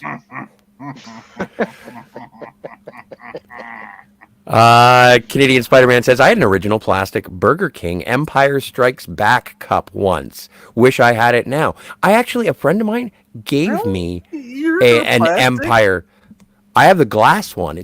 I'm not going to go get it, I was but gonna say the American. I'll one's show and glass. tell a little while ago, or I later. can't Well, believe what you that do still is- exists, Scotty, because what you they do used to is- shatter when you washed them. Those things Yeah. were so weak. I mean, as soon as you put that hot water on them. Never All mind. right, fine. Hang on a second. If you don't believe me, I'll get it. I didn't. No, I I didn't believe you. realize No, that I didn't they mean shattered. that. I mean, shit. Then if they don't shatter, cut then your you don't actually fingers want for to it. use them. Exactly. Yeah, that's why I don't want them to touch it, actually. 'Cause What Jill it's said rare. and what Steven said. Don't touch it, dude. Don't do it. It ain't worth it. Yeah, they didn't survive more than a few dishwashings. They would produce cracks in the glass. Yeah, they don't like really hot water. They don't. They like was cold weird. water. My It's mother weird. got It's so really weird. pissed off. It's the same as the Snoopy classes. They really Well, don't like I was hot really water. disappointed because I was given a transporter mug that transports the crew to the surface with coffee. Oh, you got those ones that change colors. But somebody put it in the dishwasher. No, yeah, but some destroyed it by putting it in the dishwasher. So now the crew Yeah, does they not, fucked up. does Oh, not and- transport. It's just like the Wow. Hot Wheel cars. You ever had those Hot Wheel cars that change color based on temperature? Probably. Remember Yes. those? Well, it's the same sort of it's the same principle with the transporter cup, but I never put it in a dishwasher. Still, it peeled off. Oh, okay. This- Well, that's good to know that it gets destroyed anyway. Yeah, Yeah, They it's- not only had the Hot Wheels cars that change color, besides little McDonald's cups there that we're talking about. But yeah, the Hot Wheels cars. There's a whole line of different toys the change color. Oh my God! You got That a is different cup for the beautiful. dice. Is that your new You, cheater cup?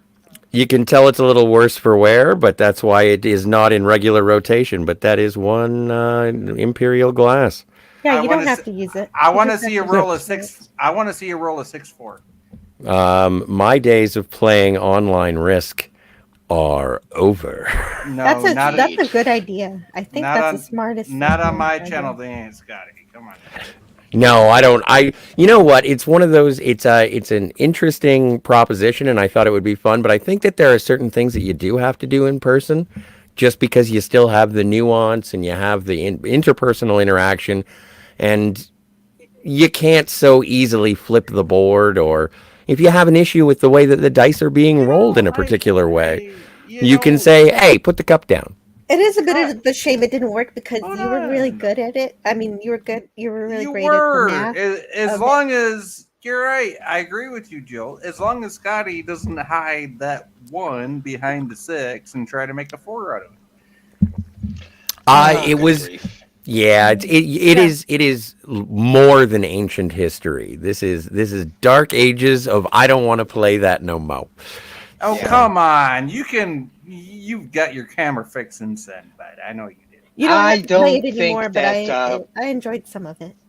I don't oh, think some that of the it was fun. gameplay was the issue with that gameplay. That wasn't the problem.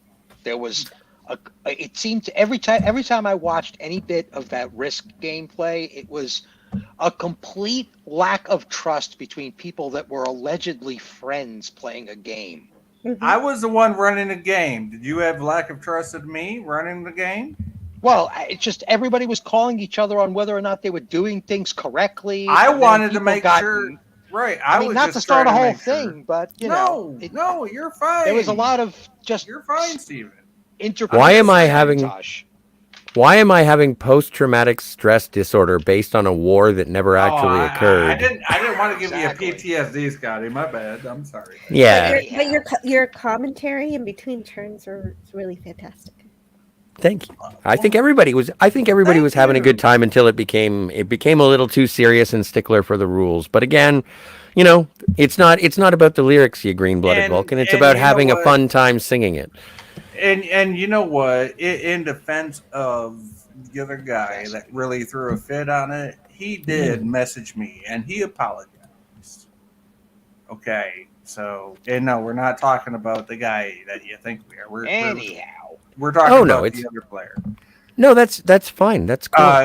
who was Scotty's opponent in that role. So Edge of time. It was edge of yeah, time. absolutely. And Edge of Time did message me, and he said, "I'm sorry, bud. I was so out of it, and he was having a little bit of a PTSD moment, and he was, dealing with some personal health issues." And I said, "Hey, no problem, buddy. You know what?" And he said he overextended himself. That's fine.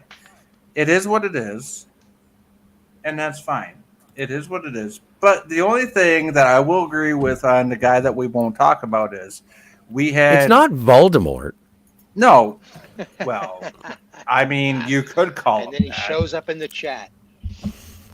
but Um, but no, I'm just saying we both had the same thing on our boards. Okay, so that's the only reason we agreed because we were both running a board. I was the one that had it on camera, that Scotty can attest to, yes. and the other guy who had it as a backup had the same thing I did. That's the only reason we agreed. He's more like Snape anyway. So we can say Snape all we want. Severus Snape. But But and as much as I'm pissed off at Jens right now, at least Jens went back and said no. I think Scotty was right, and I think Edge of Time was right, and I agree. Yes, they were right, and I was ready to leave it at that. But no, other well, people were like, I'm glad that the Battle of Greenland has gone down in history as one of the greatest battles on online Risk, and I got to be a part of it. I was there in Greenland, boots on the ground. I and thought see, that Edge of Time and I came to a mutual understanding to make the game yes, proceed. absolutely, you did, right, and I'm And I glad thought it was Scotty. funny when he lost Afghanistan. Sorry? Yes. I thought it was funny when he lost to Afghanistan. Oh, it was Did I? funny when he lost Yeah, you did. Afghanistan. Yeah, Yeah, I don't- It was because- very funny when you lost that, Scotty. No, it was because of the commentary surrounding it. Because it's not such a good idea to go to war with Afghanistan. Don't ever go to war with Afghanistan. It's true. Unless it's the late 80s. And then you can either be James Bond or Rambo and fight alongside the Mujahideen. If that's how you pronounce it, I don't really remember. Where are we in the chat? So figure it out, but Tiger Stripe says a public fit deserves a public apology. Canadian Spider-Man says, well said. and a spanking. And a spanking. As long as it's not an actual spanking, you don't know the rules of our game of Risk. You have no idea. It could be. Hey, could I be do the know way. the actual rules. How you doing? Oh, I know. I don't. I've never played before, and nor will Oh, I I ever know. play again. No. Let's play Monopoly next time so we can really be friends. Hey, how about Friedrich? You want to get a Friedrich board? What's that? I saw something in reference to a Friedrich box. What is a Friedrich? Look it up sometime. Wow. All right then. I will dogpile it. Anyway, ladies and gentlemen, boys and girls, we are coming up on the 3.5 hour mark, and I just wanted to come in and have a bit of a stream, bit of a conversation, and see what was going on. Why don't with you my- read? Can you please read Canadian Spider-Man's last 2 comments, please? Yeah, sure. Canadian Spider-Man says, "You mean a Faraday box?" I don't know what that is. Oh yeah, I know what a Faraday box is. The one before that. Oh. Sci-Fi Nation says that, or Canadian Spider-Man says Sci-Fi Nation has Twiggy in his avatar. Nice. Do you? Yes, I do. Have you not paid attention? It's so small. A Faraday box is something you use to keep from being electrocuted. No, a Faraday box is something you keep sound out of. Oh, Tweaky, Dr. Thalopoulos. And electromagnetic energy. Yeah. So as long as we're done with the Nikola Tesla, then Well, I am if you are. I am. I know, no, dude. I'm sorry. I, as I've said before, I have a problem with sincerity. If it sounds like I'm snarking, it's just the way I sound. The sarcasm drips from every Hey. word, no matter whether I want it or not. You got pizzazz. You got pizzazz, buddy. You were all good, in my book. Thanks, pal. It's not Scotty. He just streams that way. Exactly. Scotty got pizzazz. I got nothing against Scotty. He's not right.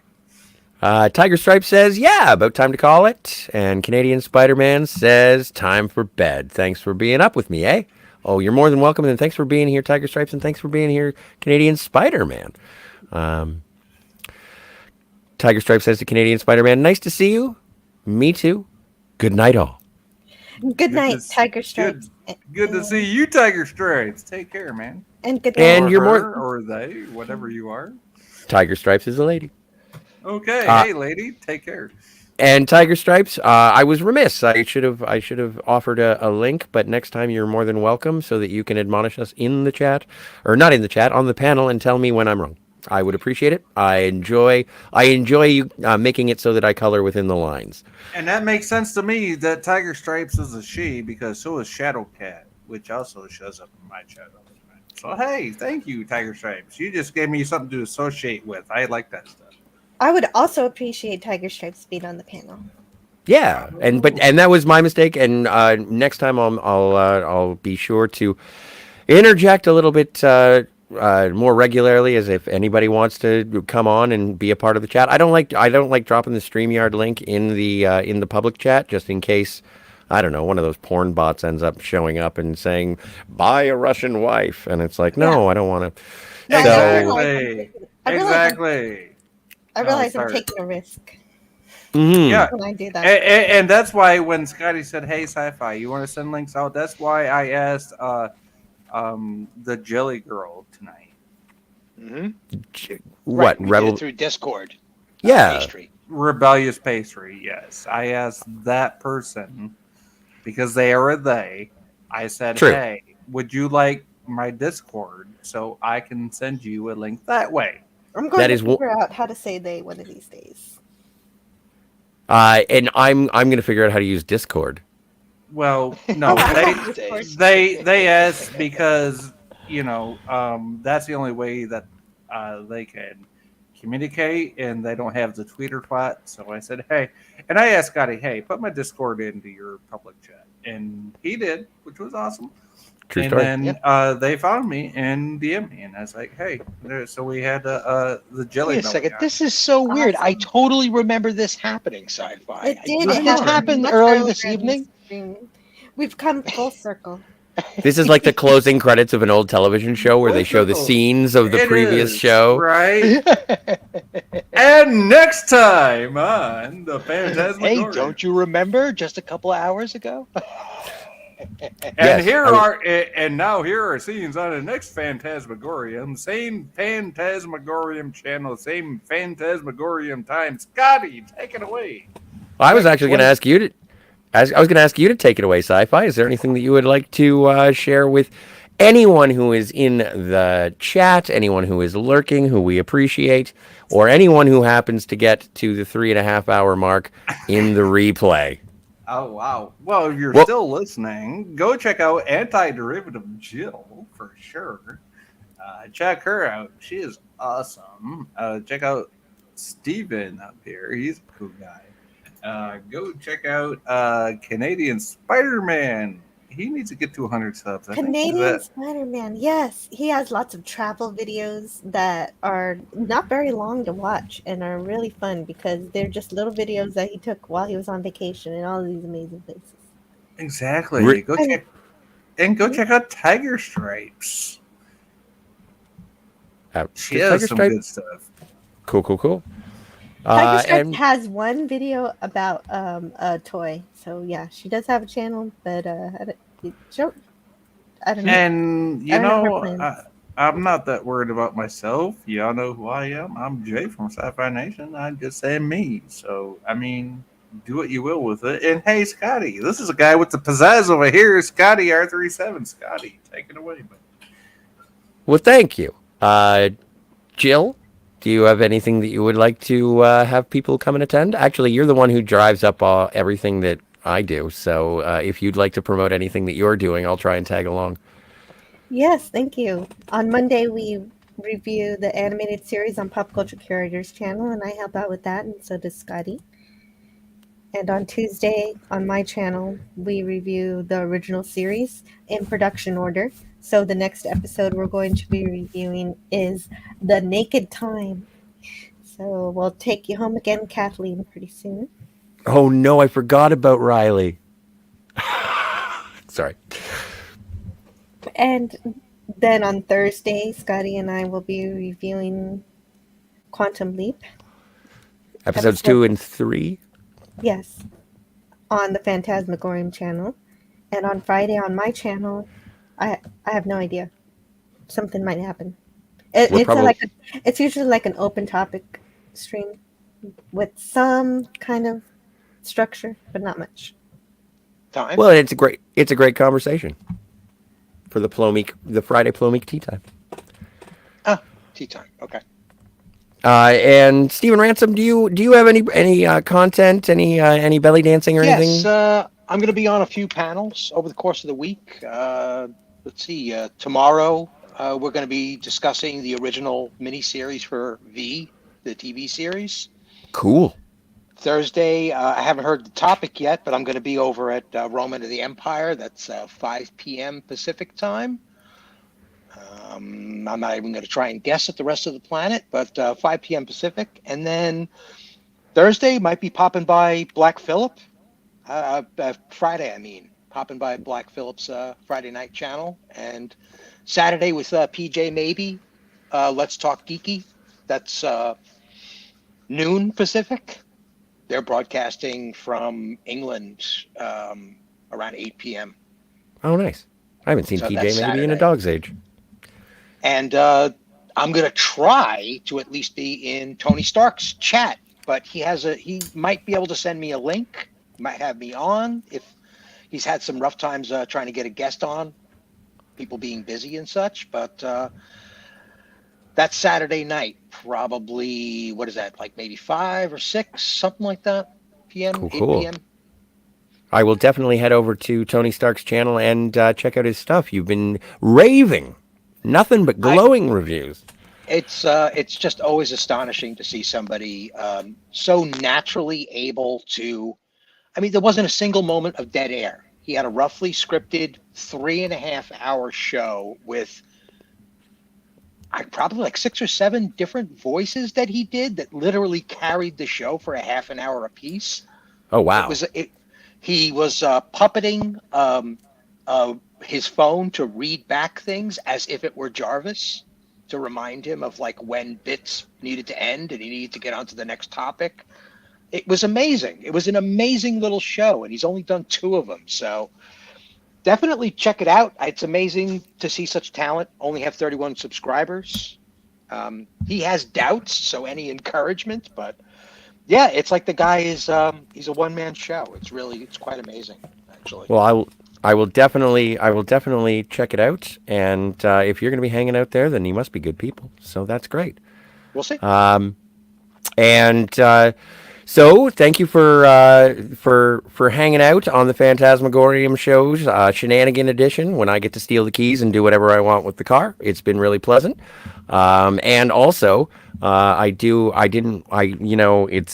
something that I don't want to boast about, but it's something that I sort of noticed when I was starting up the stream tonight.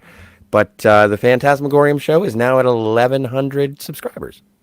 Nice. So, yay. I know. Thanks. We're big in India, believe it or not.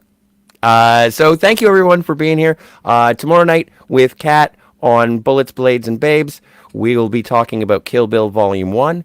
As Jill mentioned, we'll be continuing leaping through time with Dr. Sam Beckett on Thursday night at 9 p.m. Eastern, 8 p.m. Central, 6 p.m. Pacific. And I don't know about the rest of the world. I don't know in Australia. And any other time that I feel like grabbing the car and taking her for a spin. So thanks again, everybody. I'm going to close out by reading the private chat and saying goodnight to the wonderful panel. Thank you, Sci-Fi. Thank you, Stephen Ransom. And thank you, Jill. This would have gone on for approximately 12 minutes if it weren't for you guys. So thank you again. And what am I going to do? I'm going to close with a video because, and I forgot one more thing. Steve would be very upset if I didn't do this. We have a website. Stuff will happen with it soon. We have merch. If you'd like to purchase something that you have to wash, then it would be very helpful to the channel. And also you get to wash something. We're getting to sweater weather. You can also wash the mugs too. You can wash the mugs. I don't know if they're, I don't know if they're dishwasher safe, but mine still works. And then also, if you don't want to wash anything, then there is always the streamelements.com/phantasmagoriumshow/tip if you'd like to help us keep the lights on. Thank you again. And I need a closing video and a little bit of preparation. Let's end with, I don't know. Let's end with the Bullets, Blades, and Babes.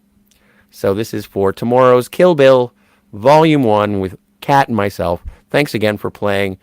Sign off catchphrase.